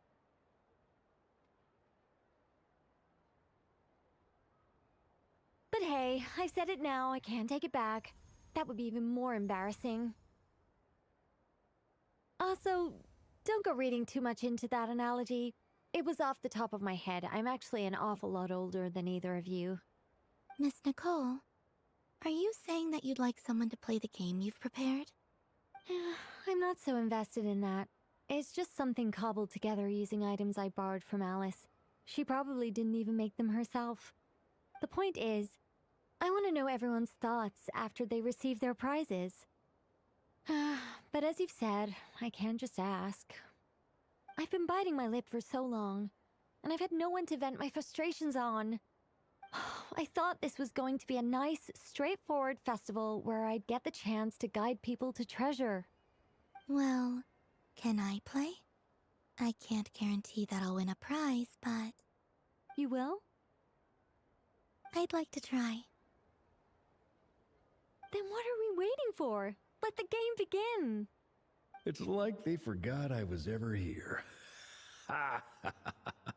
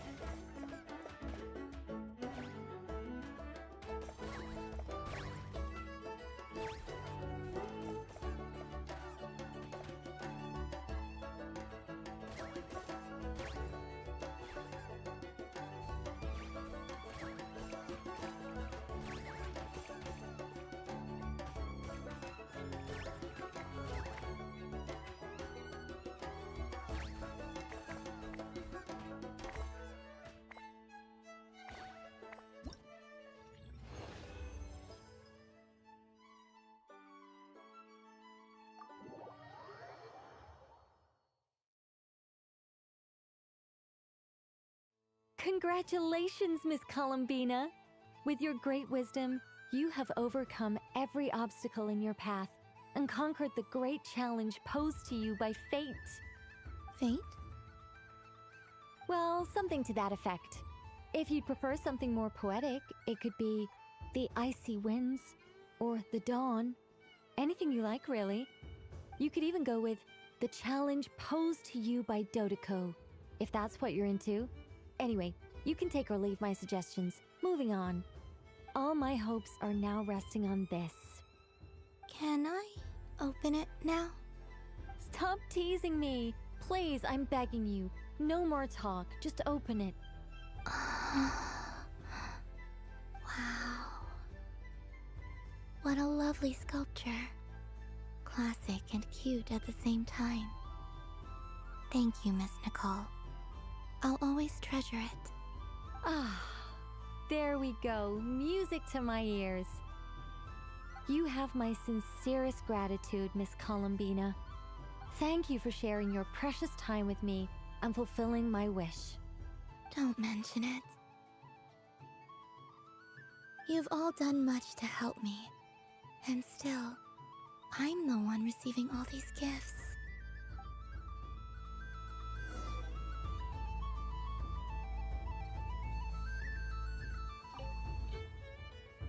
A soft and furry creature that bounces and jumps. Welcome home, Moon Goddess. This one talks, too. Allow me to introduce myself. I am a Dodoco from a distant archipelago, the most mischievous of all my Dodo brothers and Dodo sisters.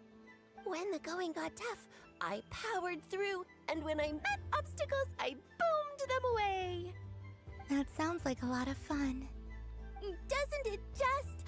Oh, but then the trouble started. Recently, I found a lovely beach, the same beautiful jelly color as my hometown, and so I dove in to have a look, only to find it overgrown with seagrass and nasty little spiky fish everywhere, looking to turn me into a Dodoco kebab.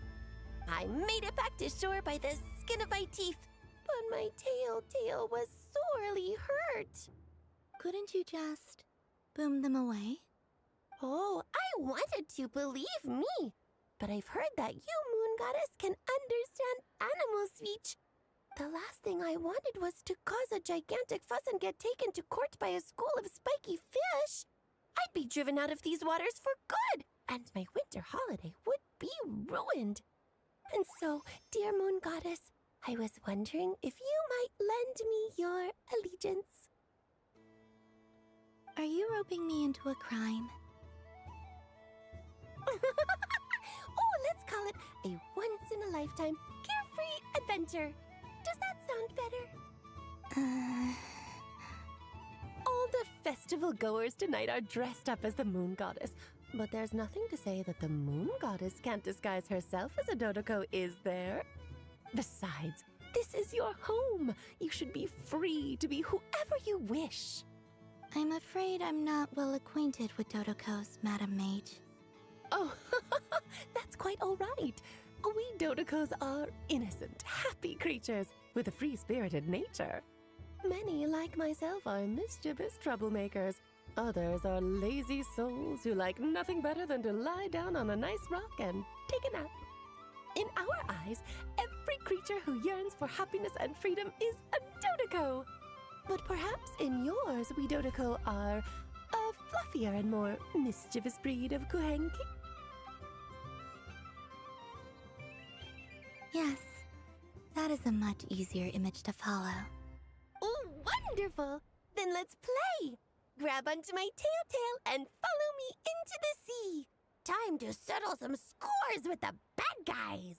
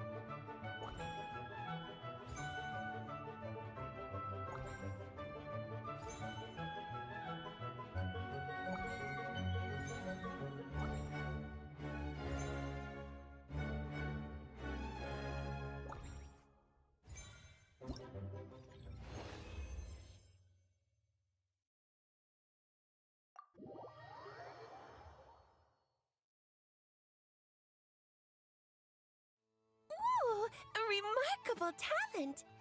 So, what do you make of it? The use of Jumpy Dumpties doesn't come as naturally to me as Kuvaki, but their unpredictability makes it fun. I think they call this novelty. Indeed! And how did it feel blowing those pesky nuisances away? Not bad. Any guilt? What do you mean? Oh, wonderful. Lovely answers to all 3 questions. You've passed the safety test. Now I can give this special bomb to you as a souvenir. Remember, if you find any meanies living on the moon, you can use this to boom them into oblivion. I will.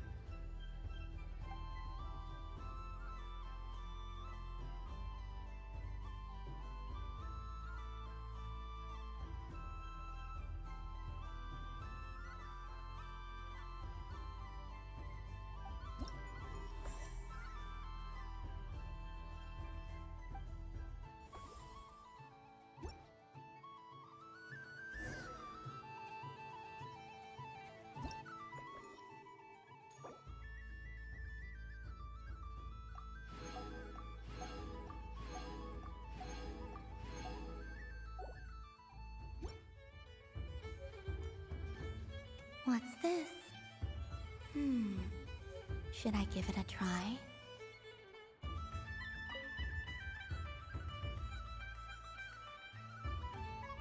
Come on, Citrus. One more round. Just one more. But my neck... oof. It's acting up again. You should take a break. Health comes first. Yeah, don't push yourself. We'll find someone else. Hey, don't look at me. I'm the referee. What are we gonna do then? Do you need any help? Yes, we do. We need one more player for our game. All right. Could you teach me how to play? It's really simple. You just throw the dice and move by that number of tiles. First one to reach the finish line wins. Rolling a hamster means you move 1 tile. A paper frog is 2 tiles, and a flying squirrel is 3 tiles. 'Cause they go the fastest. Okay, I get it. So, we're all set? In that case, please take your places and let the game begin!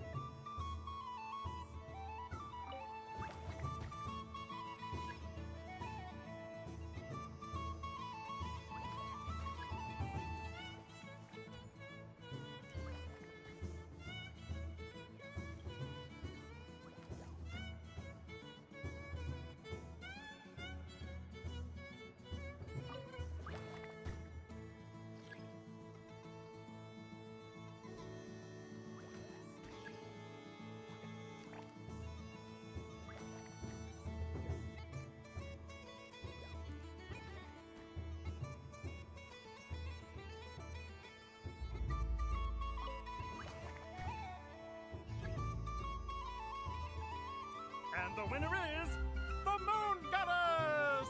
Congratulations!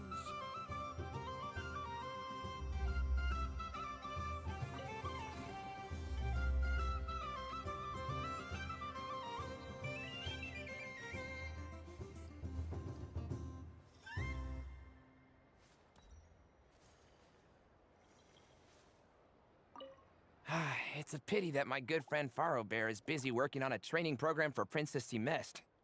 If he could have been here, the victory might have been his.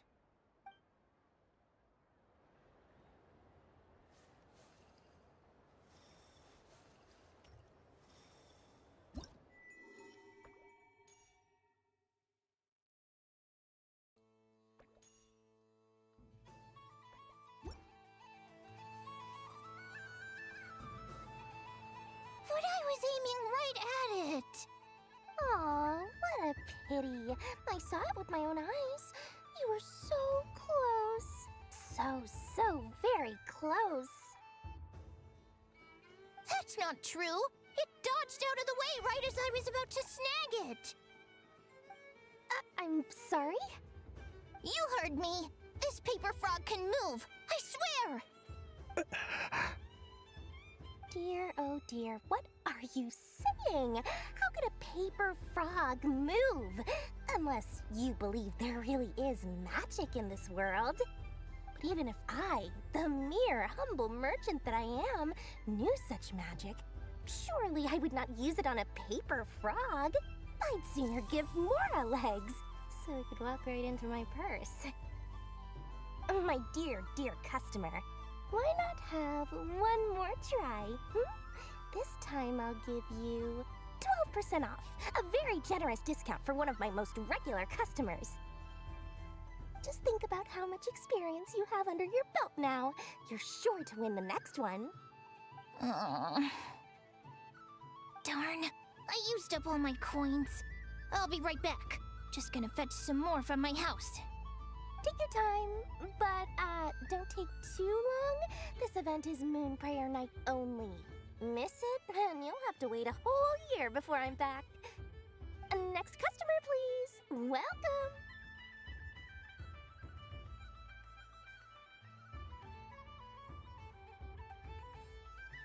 Hello. Whoa, whoa! What's this big one doing over here? How do I tell my employees not to go running around this time? Shooting them a glance won't work. I haven't known them long enough. Dory? Why, hello there, Miss Columbina. Would you like to play my ring toss game? The rules are very simple, and it's easy to get the hang of. How much for a round? Oh, first time's free. Not a single mora. After that, well, we can cross that bridge if and when we come to it. But with your sharp sharp skills, I'm sure you'll win all the prizes in one fell swoop. That was an obvious enough hint for them, right? Right?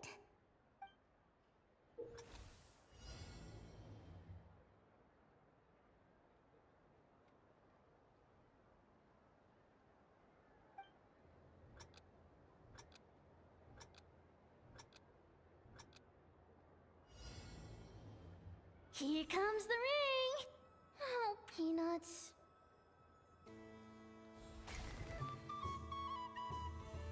Change tracks. Roselle, should we move or not? Just a tiny bit. All right, then I'll... Oh, sugar plums, not the clock hands. How do I move the legs again?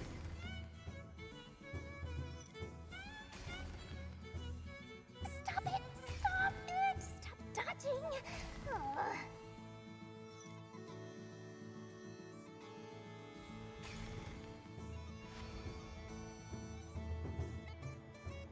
Let's see now. Let's see. Wow, very good. That's the highest score we've had all night. And here's your prize.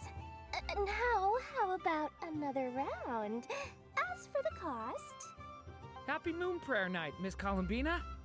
Happy Moon Prayer Night, Durin and Hat Guy. Are you here to play the game?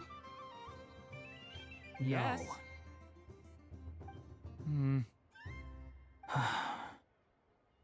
You said we were just coming here to say hello. I did, but then I recognized a few more people as I got closer. Do my eyes deceive me? Is that...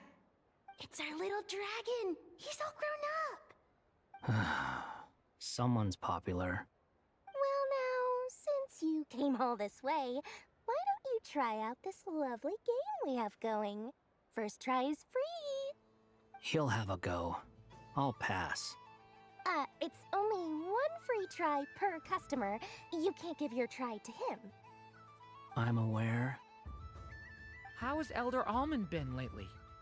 He's in great shape. He goes for a run in the forest every morning to stay fit and healthy. He tried to go boat racing with Firecracker a while back, but he couldn't even make it onto the Lotus Leaf. Firecracker was in fits of laughter. How about you, little dragon? Can you still fly? Yes, I can. But you've become less chatty. Has growing up been tough on you? We call that maturity. You know, the thing people sing about. The knight wields a sword of stone to defend those hearts that are made of gold. Stone is very heavy, That's what keeps him from talking too much. That's awesome! I want to be a knight when I grow up too. Ring, here I come!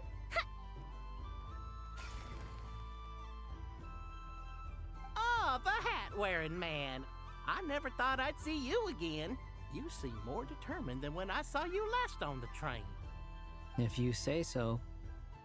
Oh, I do say so. The people you once helped see it clearly. It's because you are once again on the right track. May the engine in our hearts propel us to the station of our dreams. I can move! I can move now, Roselle! What are you doing? Running into the rings like that?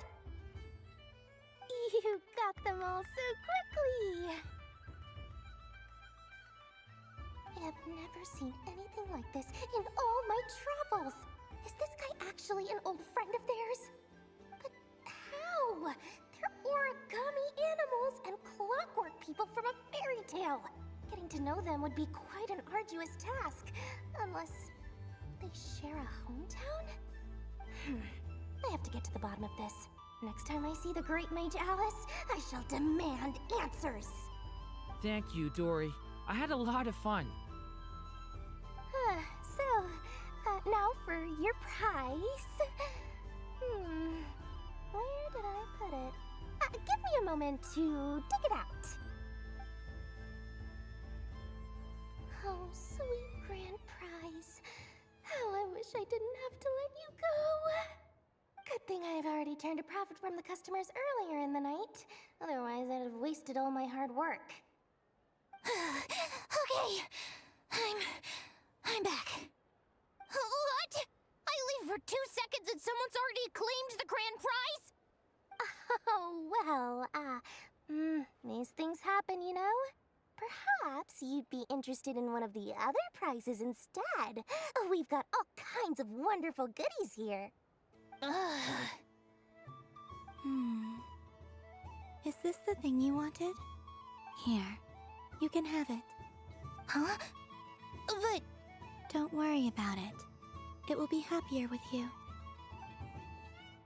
Oh, thanks so much, Miss. Moon Goddess. Oh, goodness gracious, Columbina. Give me strength. How am I supposed to make any more money from this child at this rate? Daddy, look! That's the game I was telling you about! Forget it. She is the Moon Goddess after all. I'll think of some other way to swing this. Maybe I can try to hook this new kid. Huh?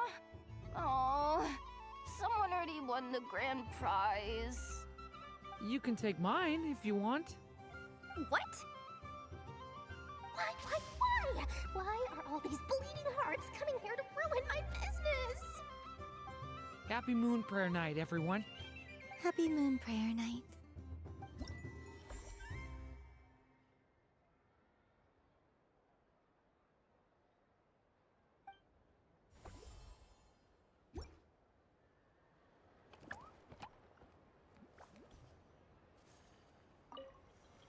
Done being a do-gooder yet? Thanks for coming here with me, Hat Guy. Are there any games you'd like to play? It's your turn to pick. I'll come with you. Why does that hamster think you've grown up? You haven't changed at all. I know you don't mean that. You're just taking the opportunity to make fun of me, aren't you? Even if you won't admit that taking some time to compose yourself is important, I can see that you're doing it in practice. Otherwise, you'd have taken off your hat and flown away by now. Looks like Albedo's socialization program has been far more useful to you than all those Vahumana textbooks.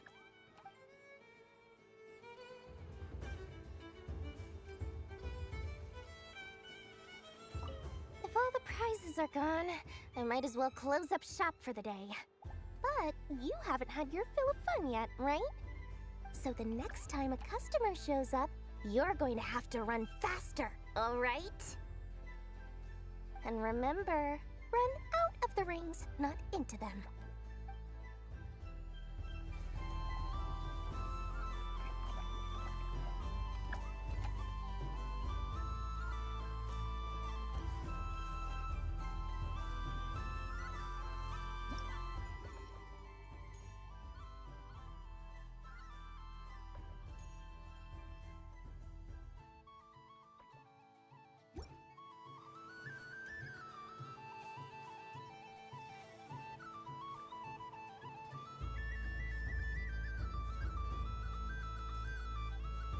are so many attractions here.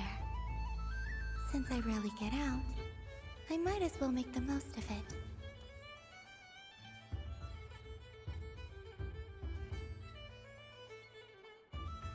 Well, well, look who it is. I heard someone went and disappeared on us the moment we let her out of our sight. They looked all over for you. Frankly, I didn't think you'd be back for Moon Prayer Night. Were you worried about me, Sandrone? You would like that, wouldn't you? Do you even hear what you're saying? It seems to me like you disguised yourself with festive headgear, just so that you could come see me on Moon Prayer Night and make sure I'm okay. You didn't even bring Polonia with you. You? Ugh, I thought you couldn't see. I cannot. But I sense the confusion of those around us rippling through the Kuvaki currents. Based on what I know about you, let me guess what you're wearing. Is it cat ears? Shut up! I'm only here to protect the Fatui's interest in this territory. Running into you was pure bad luck. Really? But you were the one who asked Arlecchino to help everyone find my name. Columbina! Ugh! Just one more word, and I'll unscrew your vocal cords. It's Columbina hyposelenia now. Tell someone who cares. I've missed you, Sandrone. The whole time I was gone, I was thinking.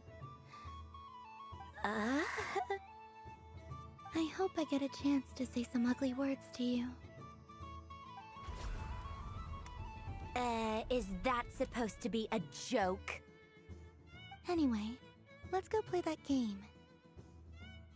What? You mean that frostfin whale? Yes.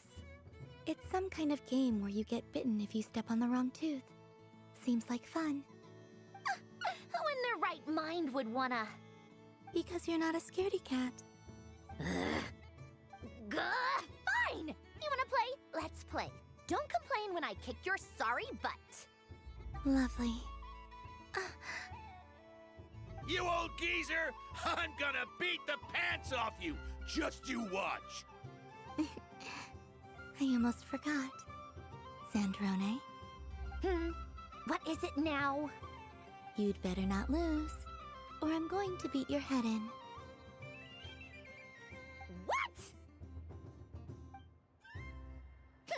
Allow me to demonstrate since I'm feeling so nice. You just step on the teeth, like this.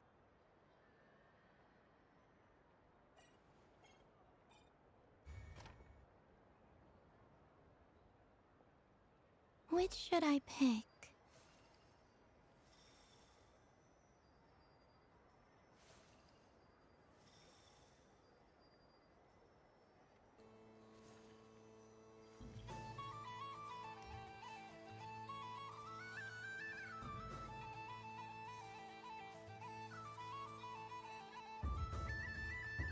Your turn, Sandrone.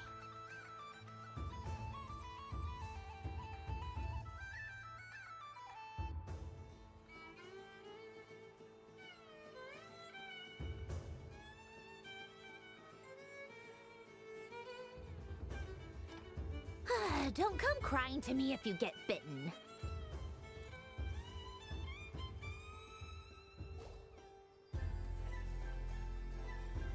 There are less and less teeth remaining.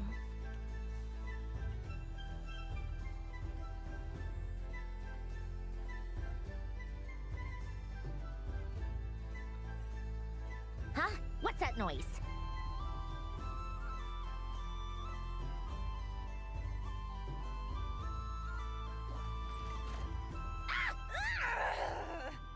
I think you might have picked a bad tooth, Sandrone. Shut it! Do you need any help? It seems like you're stuck.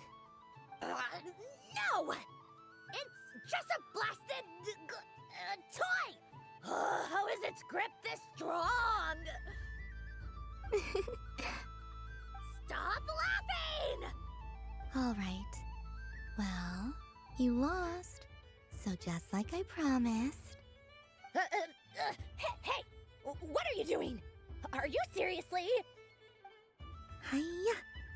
Why, you... Oh, just you wait! Rematch! Are you alright, Sandrone? That was quite a strong bite. Are your clockwork parts? Quit your fussing! I don't need it! Alright. I'll go first this time.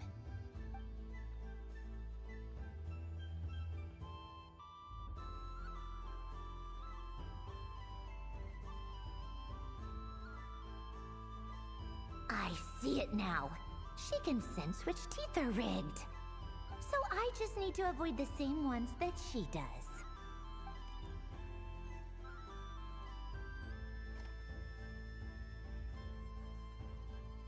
This one... Seems fine. She avoided that one then? Now I've got you. All right, my turn.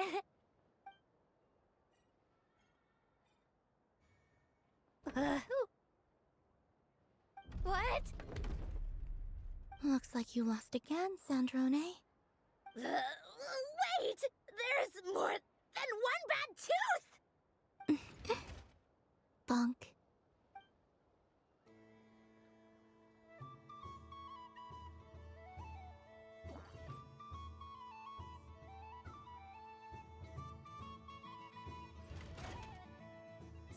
Stupid game! What idiot came up with this? Are you alright, Sandrone? You said some nasty things just now. Oh, I'm peachy. Should I let you bonk me on the head as well? Ah, forget it! Come on, bonk away. It can be your consolation prize for losing so badly. I told you, forget it! Gah, you've always been so annoying. Singing right outside my door, inviting yourself to my tea parties, going AWOL. And now you're off to the moon or something. Of all my days with the Fatui, the times I spent with you, Arlecchino, and Rosaline, they were my favorite. I will not forget them. Just as I shall not forget this moment. We'll always be friends, no matter where we are, right? Who'd want to be your...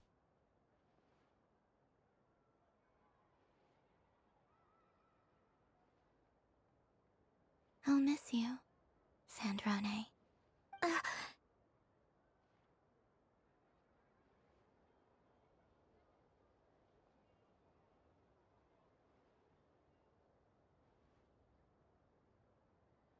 Goodbye, Sandrone.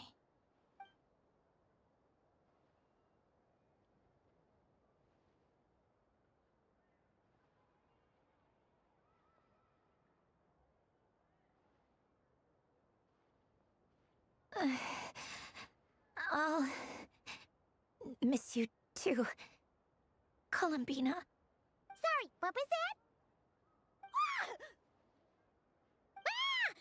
Yeesh! No need to freak out. What's wrong? We've been looking everywhere for you. What do you want? Oh, nice ears.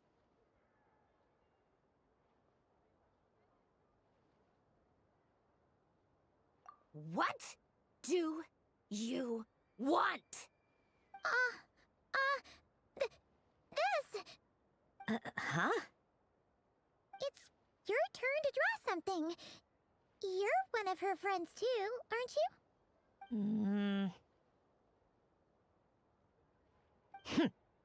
Doesn't know how lucky she is.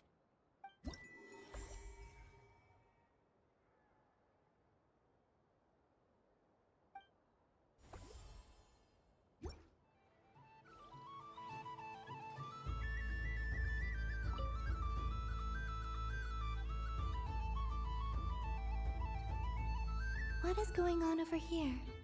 It looks like fun. Hold it right there! You can't run away from me, Moon Goddess. Are you talking to me? Of course. Do you see anyone else here dressed up as the Moon Goddess besides me and you? Hey, come on! Call me by my title. Happy Moon Prayer Night, Moon Goddess. And the same to you. Anyway, there's no time to waste. Get ready for the duel of a lifetime. Duel? Meet my partner, Stacko. Come on out, Stacko! Well, don't just stand there. Let's see your partner. Partner?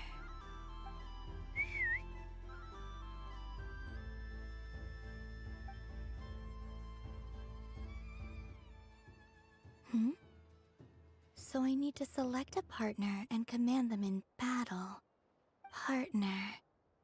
I need a partner.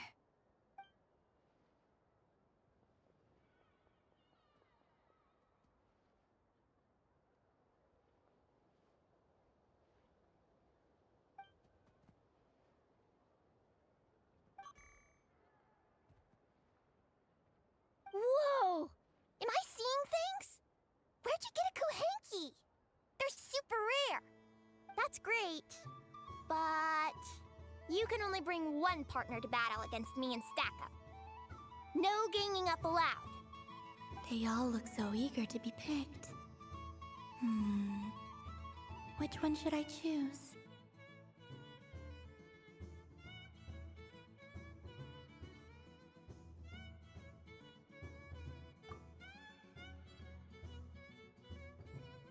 This one usually lives in Nasha Town. She likes falling asleep to the sound of striking hammers. And I bet she's quite familiar with robots' weak spots. They all look so eager to be picked. This deer came to celebrate the festival with the Frost Moon Scions. It wants to help me with its antlers. They are its pride and joy. They all look so eager to be picked. I'm not sure what this bot is trying to say, but it seems very happy. That bow. Does it want to dress up as the Moon Goddess too? They all look so eager to be picked. This one usually lives in Nasha Town. Testing! Testing! Oh, this is an emergency broadcast! An exciting battle is about to take place right here at the Nasha Town Special Arena!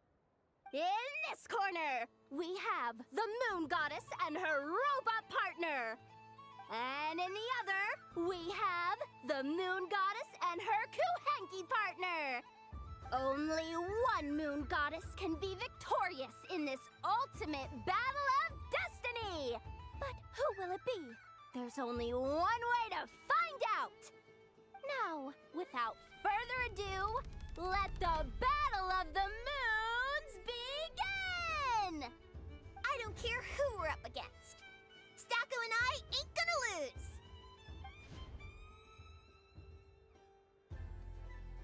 Let's strike first! Stacko, formation shift!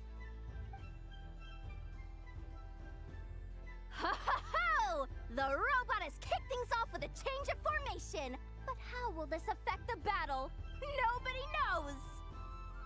The other party chooses to attack! Let's see how their partner performs!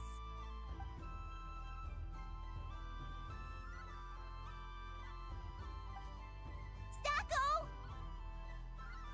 The attack lands! And if those sizzling sounds are anything to go by, it was very effective! Okay then. Stacko, maintain formation and enter your empowered state. Empowered state! There we go! Now we're talking! Absorbing the immense Kuvaki present on Moon Prayer Night, this lean, mean machine has greatly increased its offensive power! Good choice! Buffs count for nothing if you beat them before they can use it!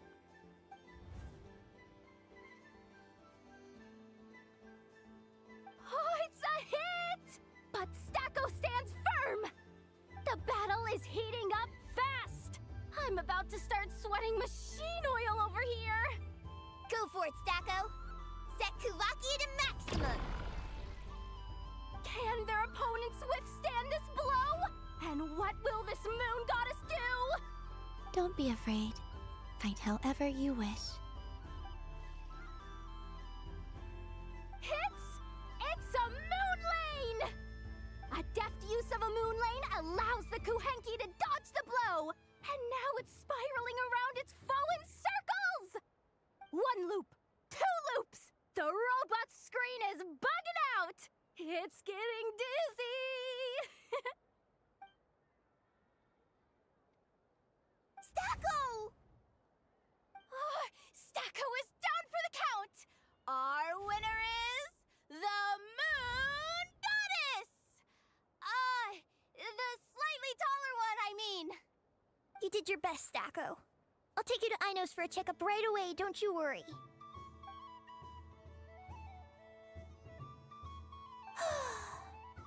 Well, you beat me fair and square, I guess. Honestly, I underestimated you. Won't make that mistake again. I think my partner deserves most of the credit.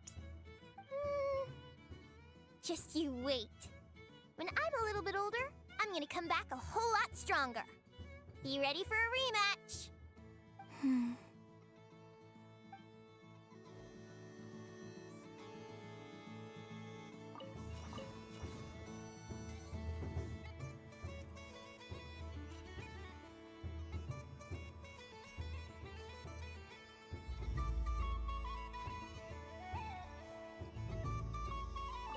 What's there to see on that moon anyway? Let her go up there and cry alone. See if I care.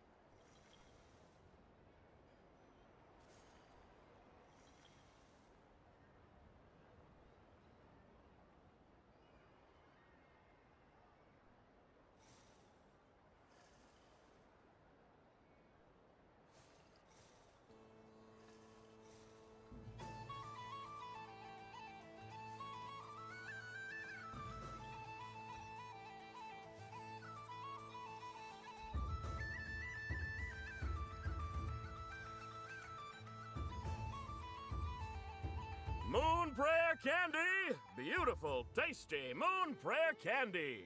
Buy a whole box, share it with your friends and family! Candy? To share? I wonder what flavors everyone would like.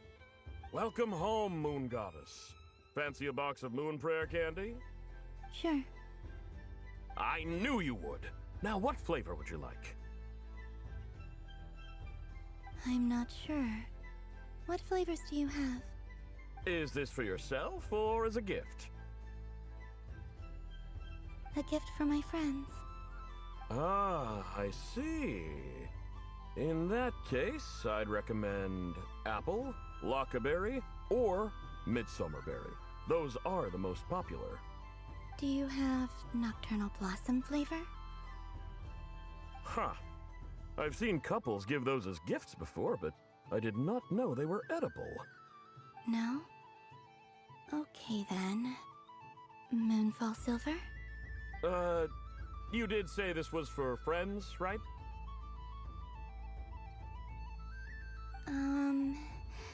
Maybe smetana then. Hey, now that's a creative idea! I've never tried it before, but if you're happy to wait, I can see about whipping up a batch on the spot. While we're at it, you got any other ideas?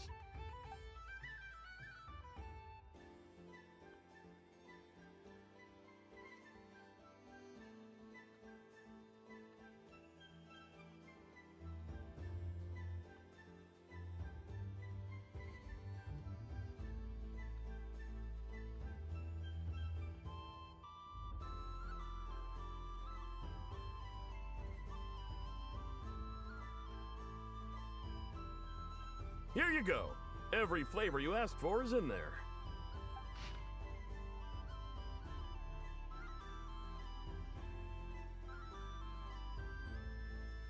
Thank you. I should be the one thanking you! You brought me a whole bunch of new business. It's like a genuine blessing from the Moon Goddess. I hope you and your friends have a lovely night.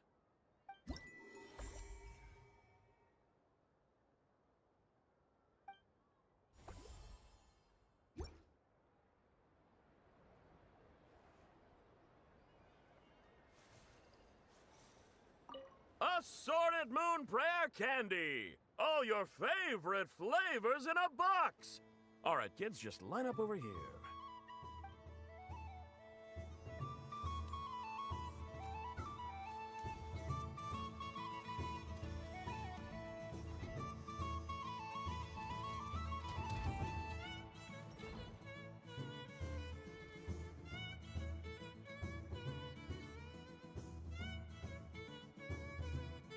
This doesn't make any sense! How am I losing every single time? Wait, Inefa, you're cheating, aren't you? Yeah, that must be it. I am not cheating, Aino. Uh-oh, sounds like Inefa's turning into a big baloney bot. I think it's time for some serious maintenance. Moon Goddess, help me. Miss Columbina, Aino is attempting to cheat. What the? I'm not the cheater! You're the cheater! How dare you throw it back at me?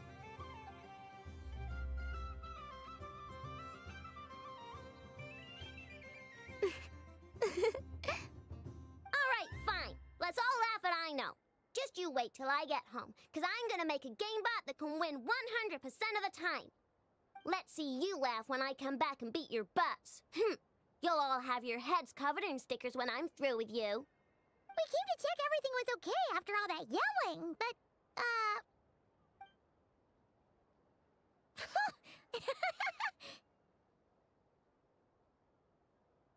Whatever it is, it sounds like cheating is allowed. Kuhenki concentration. Each player starts with differently colored kuhenki. Each round, they draw one kuhenki from their opponent. When a player has two kuhenki of the same color, they make a pair and can be discarded. Any that can't form a pair must be kept. The round ends when a player can't form any more kuhenki pairs, and that player gets a sticker.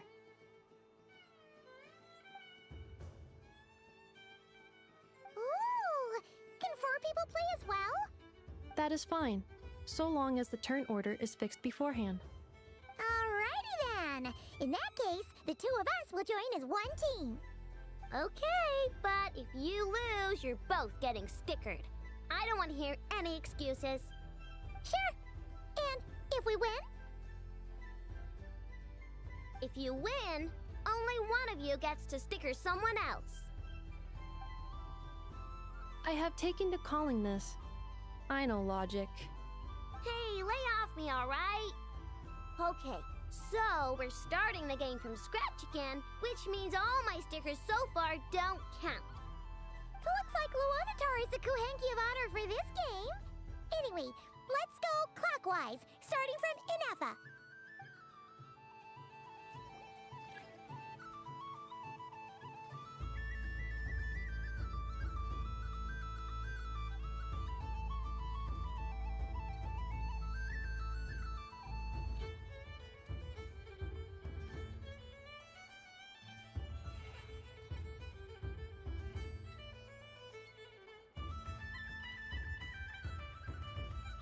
Nice! That's a pair!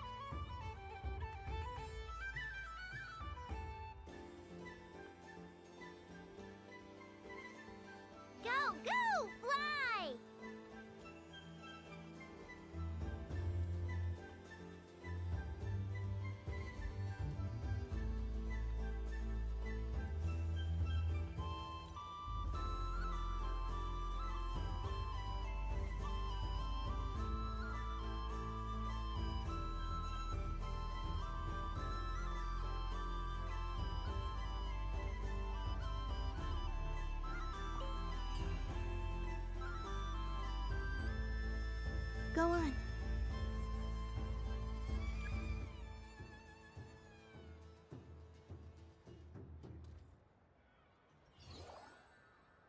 I have a pair.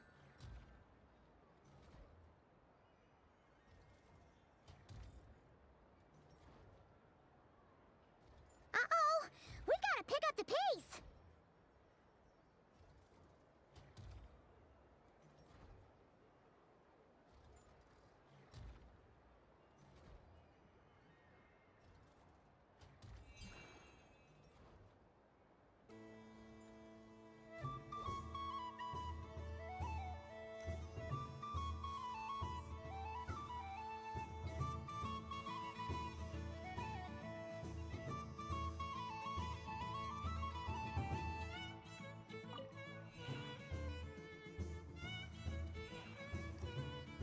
I win.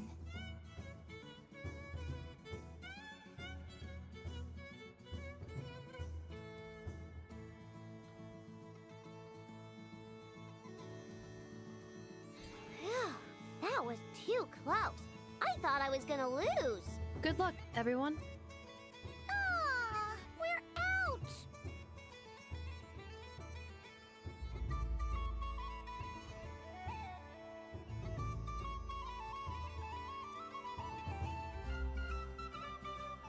Let me pick a good one. What's it gonna be? You're looking very pleased with yourself there. What happened to being a huge Grumposaurus? I won. Duh.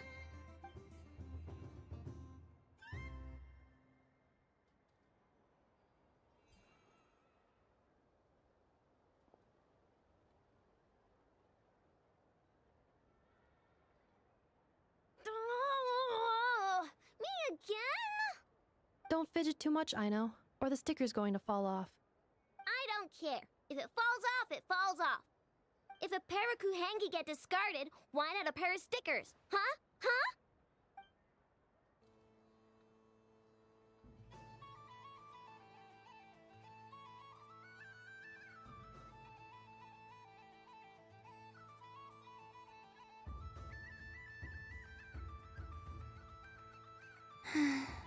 I've lost.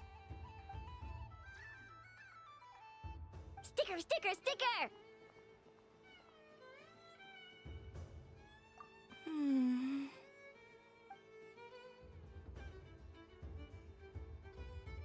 Cute! You think so? Shame. I can't see it for myself.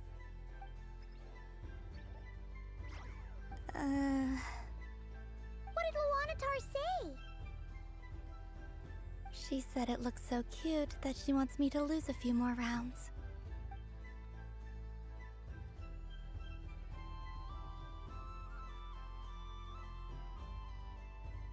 Who put these stickers on Paimon's eyebrows? Ugh, she can barely see! Alright, now, I think we got enough evidence to prove that there's a serious problem here. Yes, I agree as well. The culprit is... Inefa! Culprit? What did I do? Quit acting dumb, Inefa! You're not wriggling your way out of this one. I've been watching you. Not only did you remember whose side Luanatar started at, but every time someone drew a Kuhenki, you were logging it and calculating every last possibility. Which Kuhenki pairs were gone, who had what color Kuhenki in their hand, even our facial expressions. You were keeping track of it the entire time. Exactly! What Aino said! Putting aside the fact that running calculations is not against the game rules, do you have any evidence to support your allegations? But that's not against the rules either. So she admits it. She certainly does. Alright, everyone grab a sticker. It's time to get Inefa back. But... Take that!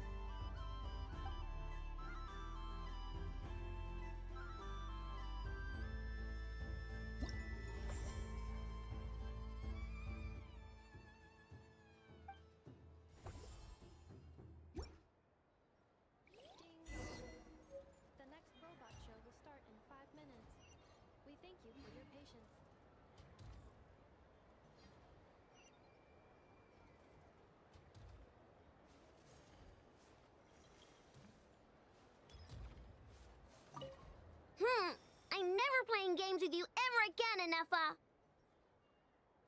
Ooh, moon prayer candy? Sweet. Is it okay if I grab a whole bunch? Psst, Columbina, turn around. Use your huge cloak to block Ineffa's vision. Yum. Oh, this one's even yummier.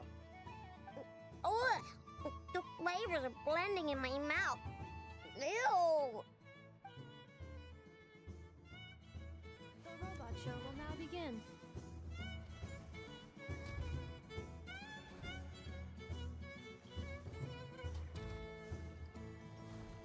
Please welcome to the stage, Cool Your Jets Ducky. Combining precision engineering with water cooling technology, this high-performance sprinkler fires powerful, controlled balls of water for up to 14 seconds at a time, as well as providing accurate plant watering at range. It can also be used to clean those tough-to-reach areas of the house that Aino cannot get to, no matter how high she jumps. Show us what you can do, Cool Your Jets Ducky. Now that's what I call true power. What a demonstration.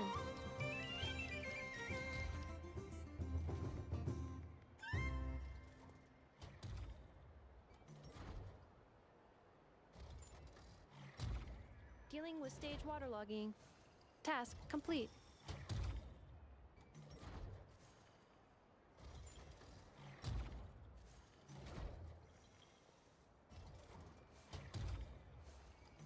Ding dong.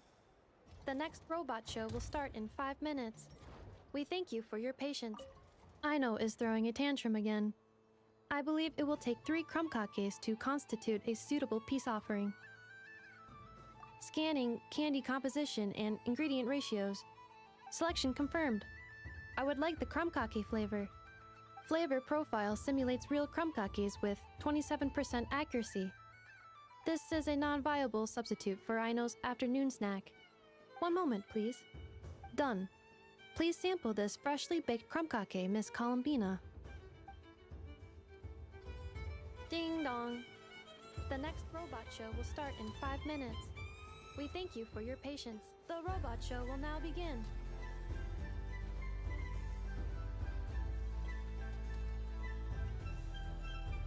Next up, we have Knuckle-Duckle. This armed domestic robot utilizes multi-sensor fusion technology to provide 24-hour security and environmental parameter monitoring. Duster mode redefines the meaning of dusting, providing our companions with a holistic, thorough, and effective cleaning service for the long term. Take it away, Knuckle-Duckle.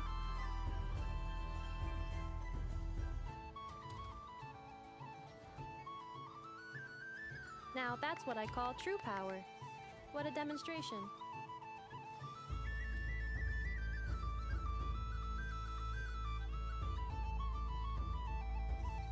Clearing stage of Kuvaki stamping die. Task complete.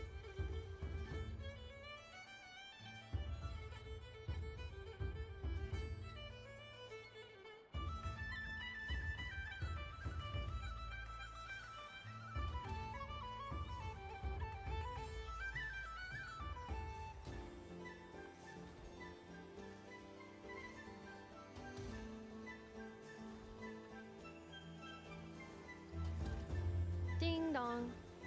The next robot show will start in 5 minutes. We thank you for your patience.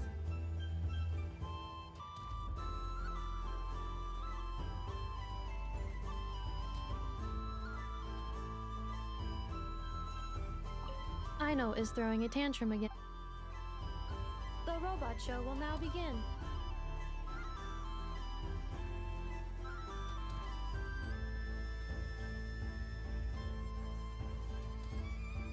Now, let's see what Crumb Clink 70% Sweet can do for you.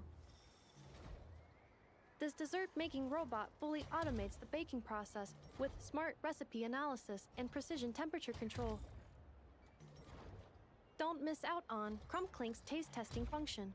Unique to the market, it is a hallmark of Aino's forward-thinking design philosophy, which places mechanical empathy at the core. Crumb Clink 70% Sweet, the stage is yours.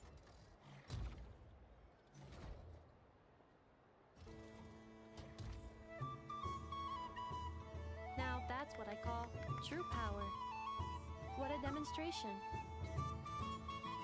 Converting excess desserts into energy. Conversion complete. Ding dong. The next robot show will start in 5 minutes. We thank you for your patience. Aino is throwing a tantrum.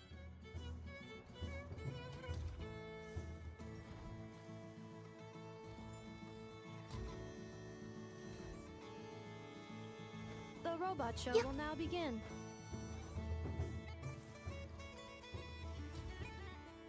Now showcasing Zip Zap Spybot number 1. This stealth robot boasts silent propulsion and low center of gravity stabilization technology, enabling rapid infiltration into high-risk environments. For obstacle removal on a large scale, it represents an upgrade from more traditional cleaning units.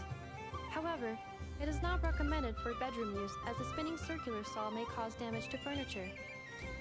Over to you, Zip Zap Spybot number 1. Now that's what I call true power. What a demonstration! Activating Kuvaki acceleration field. Activation complete. Ding dong. The next robot show will start in 5 minutes. We thank you for your patience.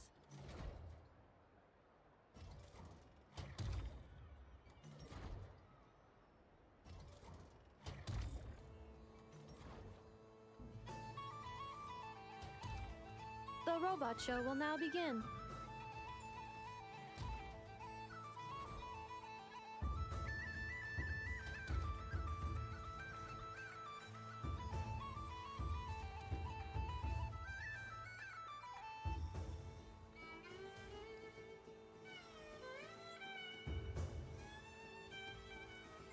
The next showcases everyone's favorite prospector bot, Charred Lombro. I'm not a prospector bot.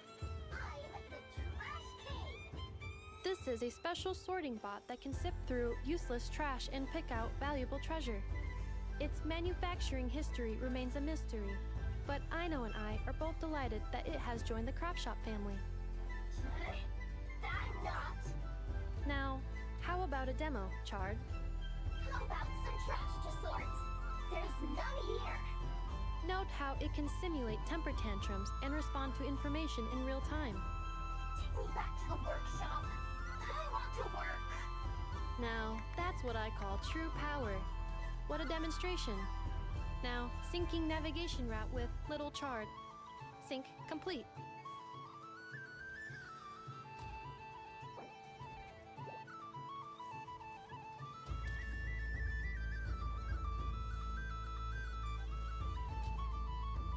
Ding dong. Aino is throwing a tantrum again.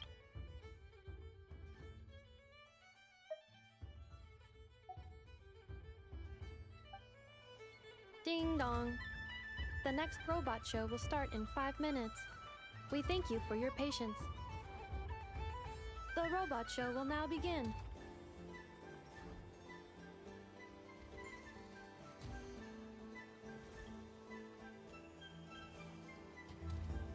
This time, we are proud to present Inefa. That's me.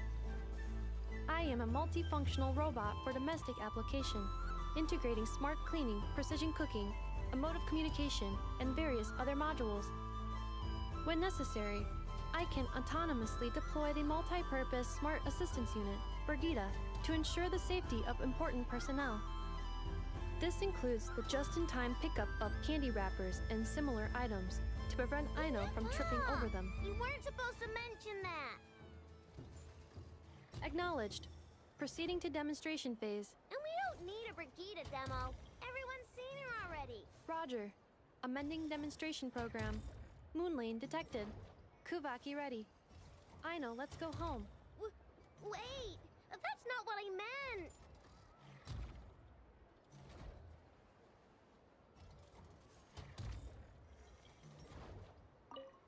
Aw, I really thought you were gonna send me home. When did you learn to scare people, huh? Bad enough. Do you see this, Aino? It's a crunkake! You made it yourself, didn't you? Wait, how do you know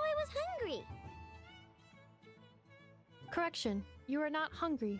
You merely desire food. However, consuming extraneous snacks is acceptable during a festival.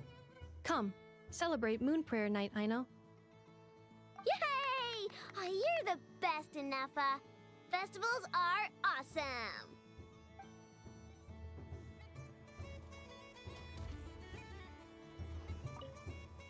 Aww. When did you learn to... Do you see this, Aino? It's a Kronka! Correction, you are... However, Yay!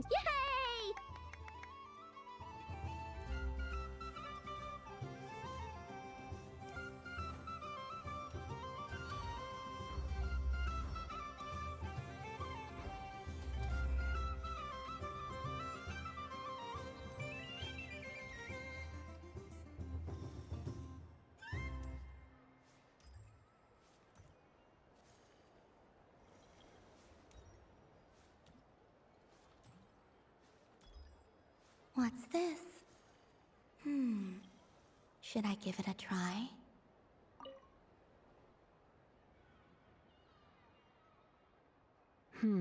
I don't have enough data. Need more samples. But who should I ask for help? Is this one of the amusements? Or is it a research project? Bit of column A, bit of column B. I'm currently running some synchronization tests on these bots. Basically, you need to press the button to help them successfully obtain the treasure. But you've got to time it right. I'll record your data, which will be used to improve the robot's accuracy. But, ma'am, I mean, Moon Goddess, don't you think you should take your eye mask off first? There's no need. I will be all right. Okay then. Whatever you're comfortable with.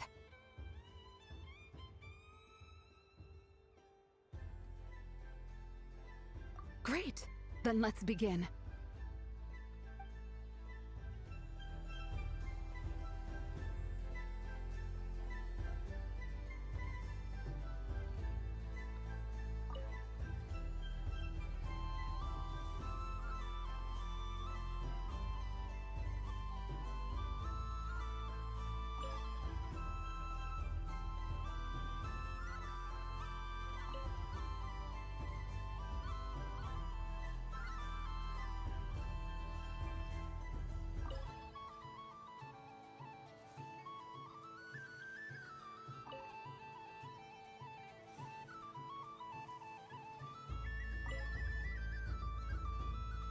Nice!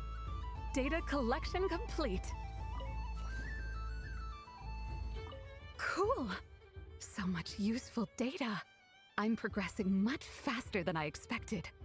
Thank you so much, Moon Goddess.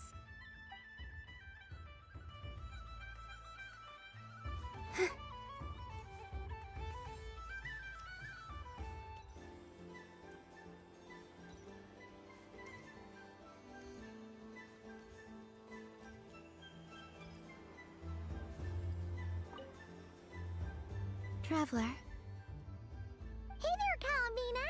Are you done checking out the festive amusements already? Are you sure you don't want to look around some more? You might not get another opportunity like this for a while. Right now, what I'd like to do is...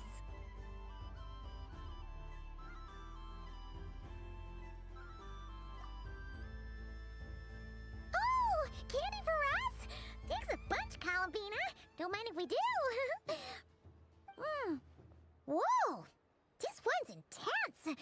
But it's so tasty. What about you, Traveler? How does yours taste?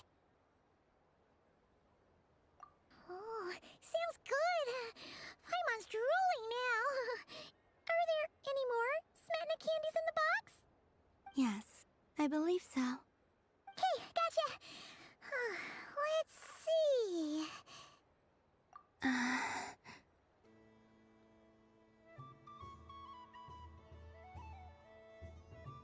Sure. This one, and yep, this one looks right too. Okay, that's 3. Here we go. 1 per person. It's so sweet.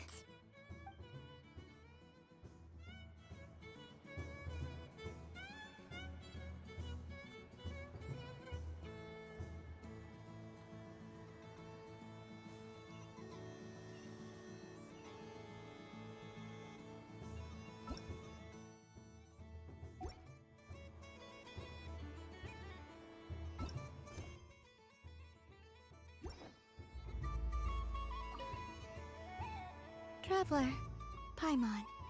Columbina! Finished with the festival already?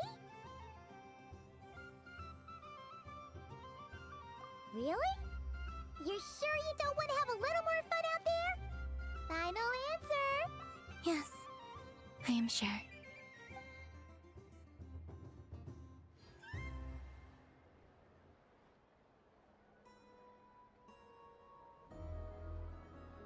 This was the most fun I've ever had on a moon prayer night. Everywhere I went, people were saying, "Welcome home," and there were friends at every turn. I only wish it could last longer than one night. Oh.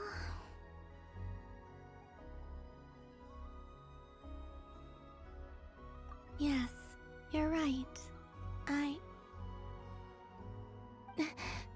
The moon prayer blossoms. Ooh, look! Look! Moon prayer night has come.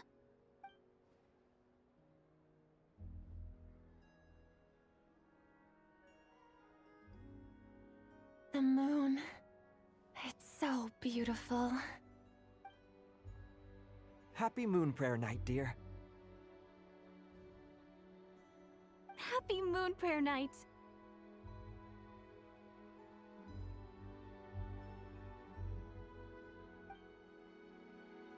Happy Moon Prayer Night.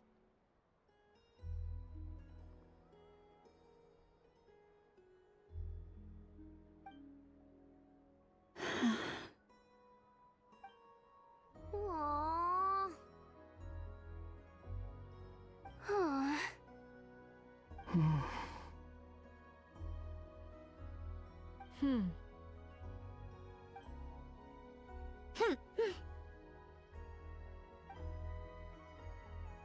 Time flies when you're having fun.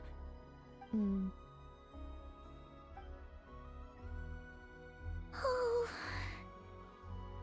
Looks like the time has come. Columbina. You're heading off then? Yes, to the ruins you mentioned, and from there, back home to the moon. Wait! I know? At least... Take one of our craft shop's crumb cookies up to the moon with you. You know, for a snack. Sure, why not? The Curatorium of Secrets believes in proper farewells. No story should be left without a satisfactory endnote. Never. Farewells are an important affair for the Ratniki, too. We never know when we might meet again. Haha! And here I thought grand farewells wouldn't suit tonight's mood. But I suppose friendly passion is not to be stopped, eh?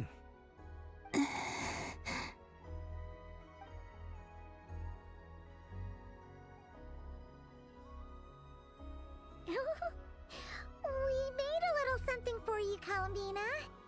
Ta-da! What is it? A Moon Prayer Night greeting card with drawings by all of your friends. You did mention that you'd like a portrait done, so I took the liberty of creating one for you. I, meanwhile, did the portrait of Mr. Albedo, and Mr. Varka did the same for me. I mean, I think my work was pretty true to life, don't you think? The picture of Ashru was my doing. The two of you seem to get along rather well. Wait, was I the only one who did a full-body picture? That's so embarrassing. I did pictures of me and Anefa. I did my own portrait and one for Hat Guy. Plus, there's the two mages, Arlecchino and Sandrone. So, if you ever miss us, just flip the card open and we'll all be right there with you. I don't know what to say. Thank you so much, everyone. This whole moon prayer night was more than I could have ever asked for. It is the greatest gift I have ever received. Lauma, I figured it out. Figured what out? Remember how the Frost Moon Scions used to use milk as invisible ink to write hidden messages? That was a very long time ago.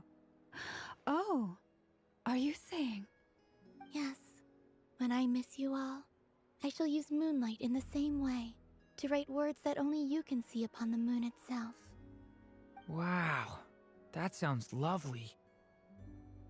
Quite. But how will we see them?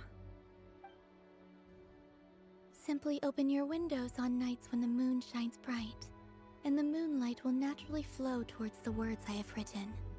That sounds most fitting indeed. Very true to form. I'll try to write them in places that won't disturb your sleep. I, for one, would sleep all the better for having read one of your messages before settling down for the night. Exactly! So don't worry about disturbing anyone's sleep. Just promise you'll write to let us know you're okay, alright? All right. I promise.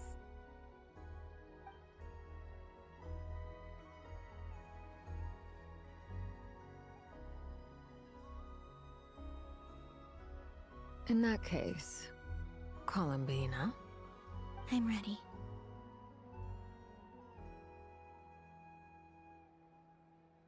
Very well. Let's go.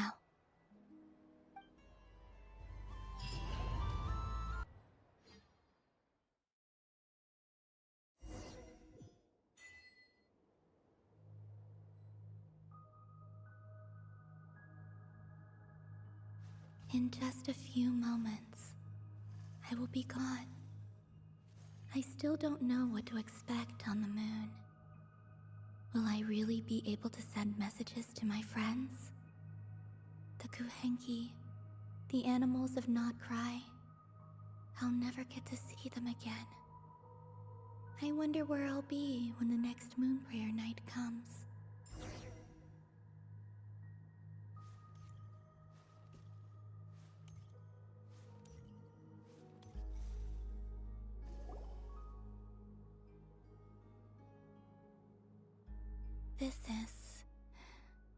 This is where the people of Hyperborea used to communicate with the moons.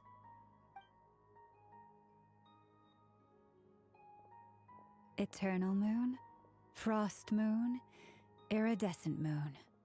When the power of all three converge, the gate to the moons shall open. Moon marrow preparations are complete. Only the final step remains. I'm sure Nasha Town is livelier than ever at this moment. Yeah, it's a shame you couldn't be there for it, but it's now or never, right? It's fine. I'm more than happy with this. My last piece of luggage. My only piece of luggage.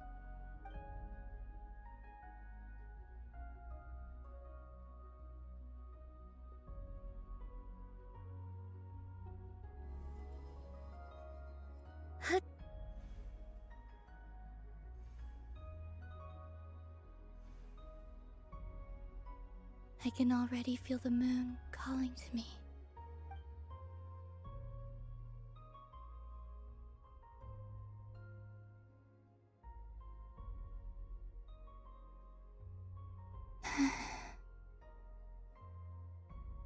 Your home lies on the far side of this light, Columbina. From now on, we will at last have a reason to pray to the true moon. Columbina. Yes? I'm listening. Be sure to come back and see us when you get the chance.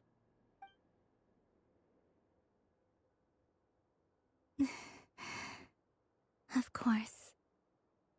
But if that chance doesn't come, then remember that you have friends on this planet. People who will miss Columbina. Yes, I will. Thank you for everything you've done for me. And remember, come night or day, the moonlight shall always connect us. Well then, farewell, my friends.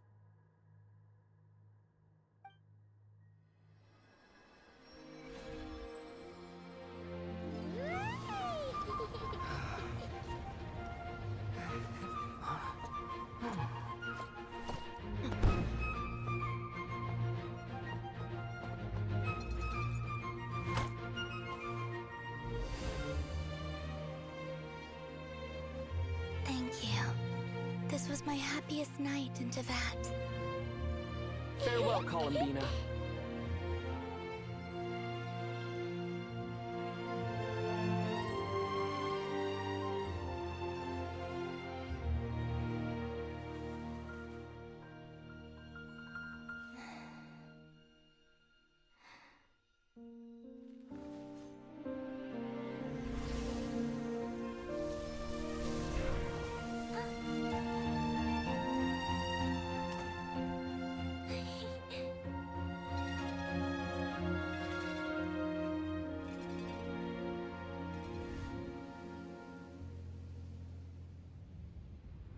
The moon really is closer than ever tonight.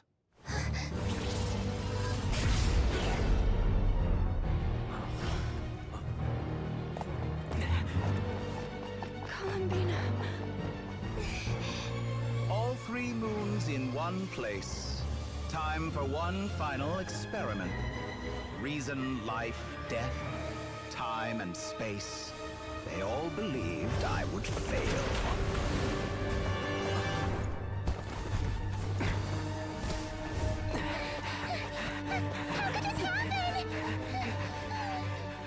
But Tevat's primordial power never did belong to the throne of heaven.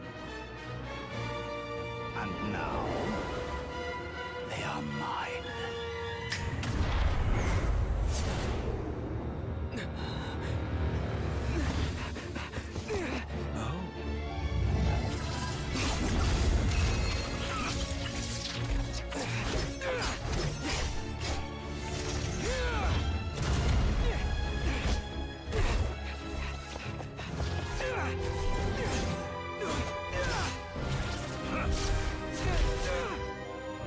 No, as long as I'm here. The Doctor is free to wield the 3 moons' power.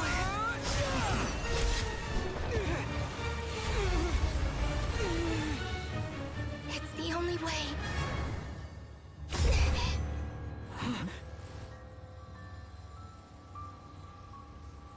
I guess I won't be going home today. Columbina! No!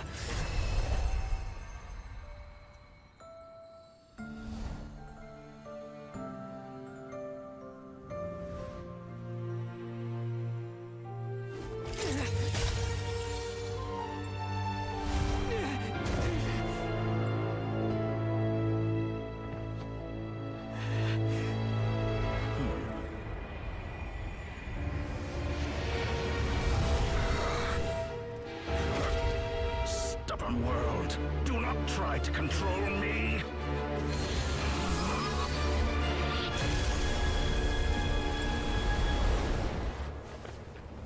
Columbina.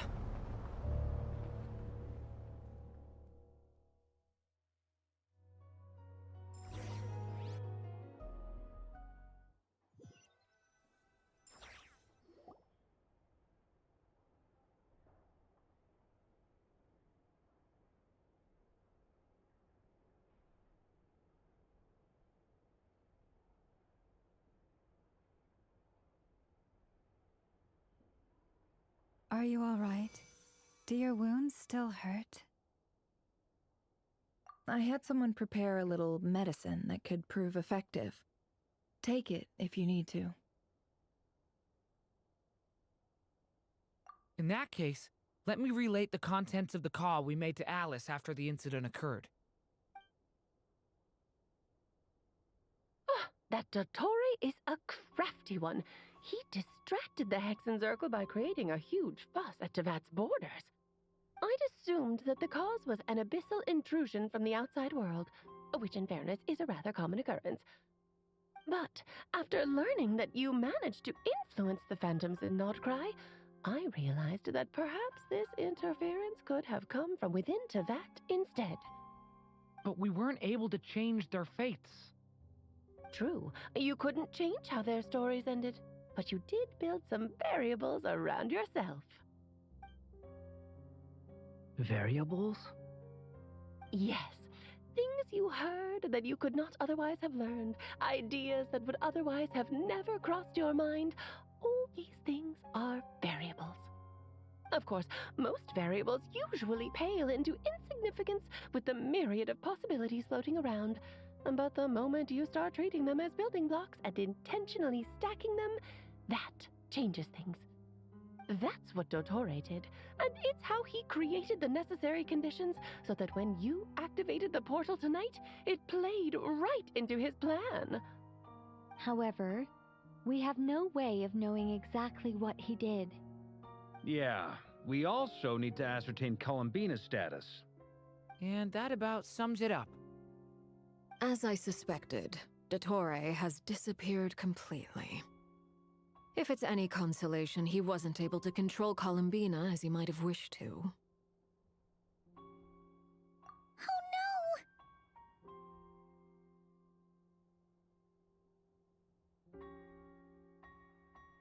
What? She did what? All we saw was Dottore appeared and used some kind of power. The next thing we knew, he and Columbina were gone and you were falling into the sea.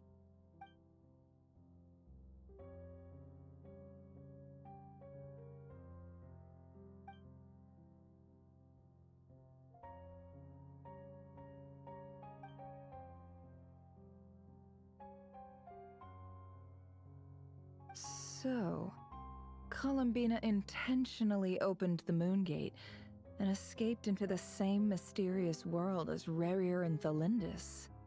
Sounds like bad news.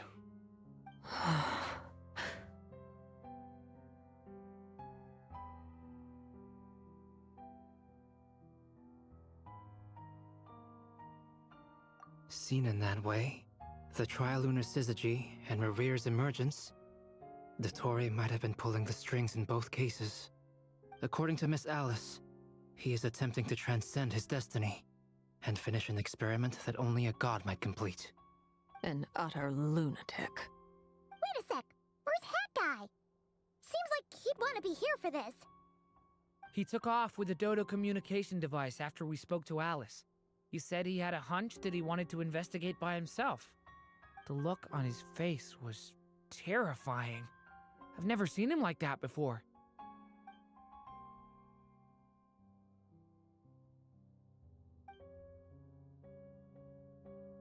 I'm back. Hat Guy! I went to look for the Hyperborean phantoms again.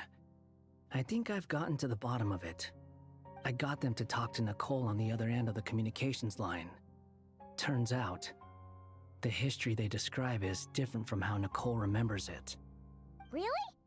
But how? Surely Nicole can't have been wrong. Because the phantoms are the ones who are deceived. They speak of a savior who appeared in their history. One who never should have existed. This savior promised to create a new moon within the false sky, and even bring back their moon goddesses. Foolishly, they believed in him, and told him everything he wanted to know about the moons. It's obvious that this was Dottore's doing. Now you mention it, the first time we entered the Hyperborean ruins, we heard the phantoms discussing their history, and I remember Nicole commenting that something sounded a little strange. But Dottore shouldn't have been able to get in there in the first place. He didn't. Nicole said that this was an anomalous state triggered by disruptions in the causal connections between phantoms from the same era.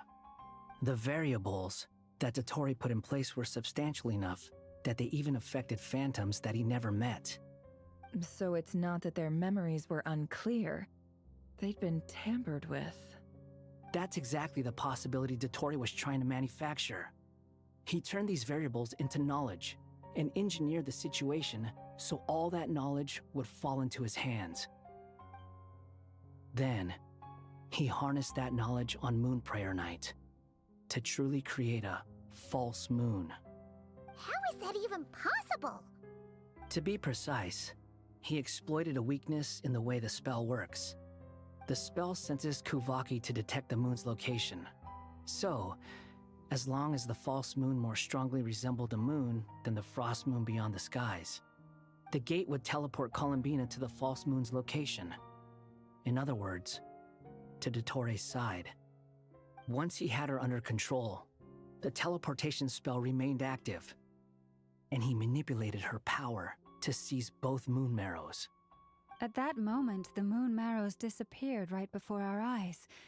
It was already too late, even as we were leaving the ruins. By then, Dottore had already amassed the power of all 3 moons. So, where does that leave us? What do we do now? I'd certainly like to know what Her Majesty thinks, now that the concerns I expressed to her have come to pass. But we cannot simply sit and wait for her to decide the matter. And in any case, it is not the Fatui Harbinger Damselette who sees us as her friends, but rather Columbina Hyposelenia. If, even in such extreme circumstances, Her Majesty will not lift the prohibition on Harbingers drawing steel against one another, then I will do as my heart demands. I will fight as Peruware instead. Oh, Arlecchino! Time is short, so I'll make the first move.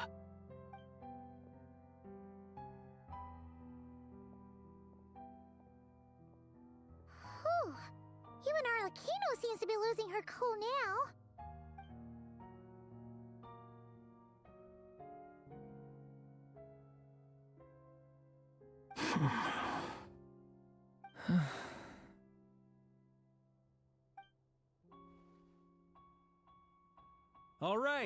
All right. Lose those dejected looks for a moment and let me get a word in. It looks bad, I won't lie. Very bad, in fact. So Dottoro's pulled some real dirty tricks to gain the upper hand. For now. And yeah, it's to the point where even the mages say that his variables have affected destiny. I'm not so sure, though.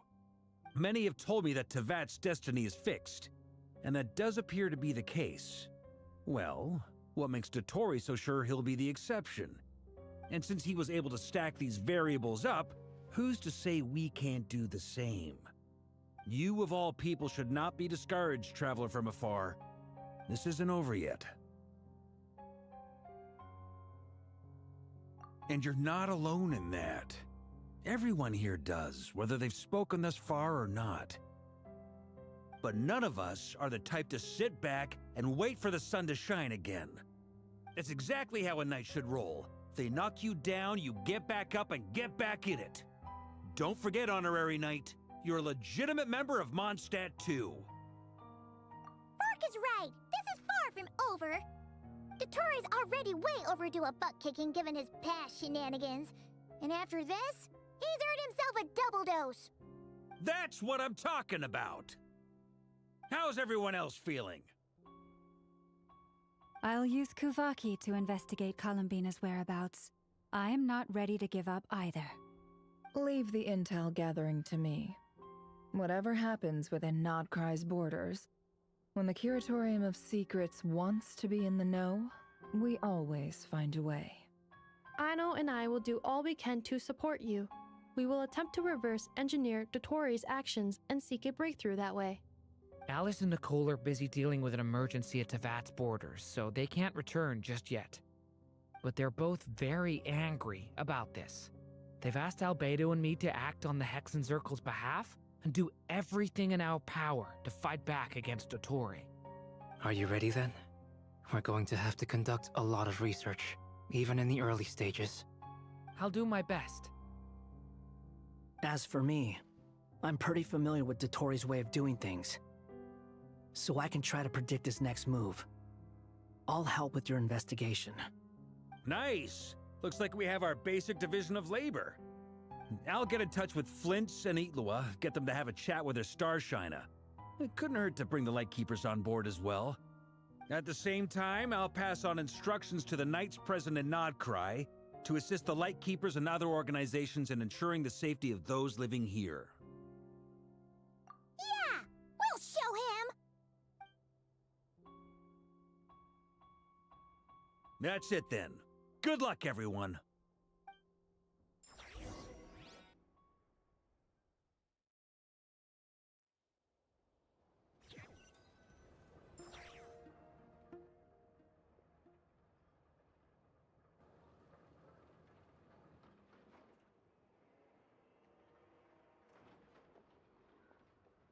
I never thought that Columbina would become my real name. It went from being a Fatui code name to something my friends call me. And remember, come night or day, the moonlight shall always connect us.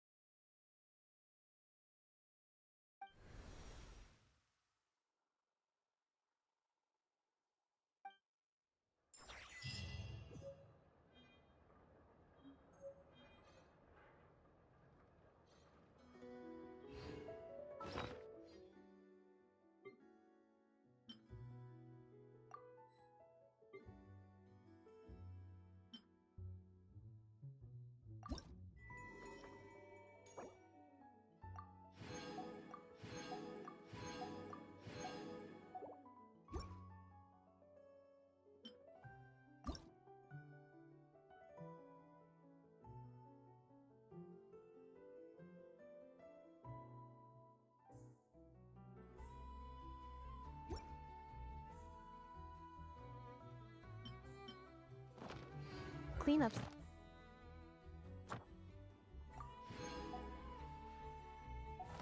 Sequence in progress.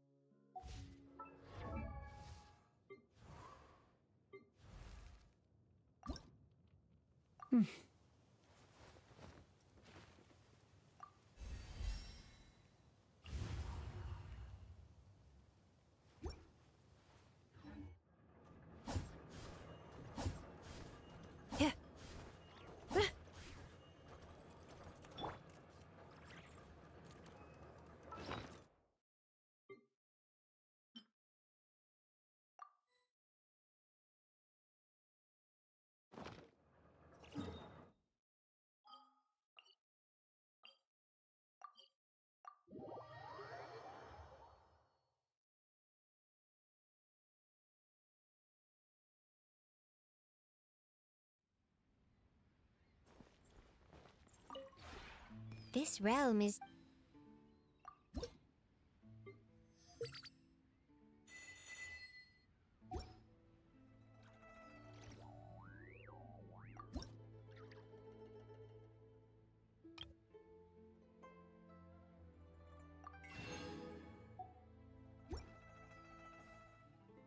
If you ever had...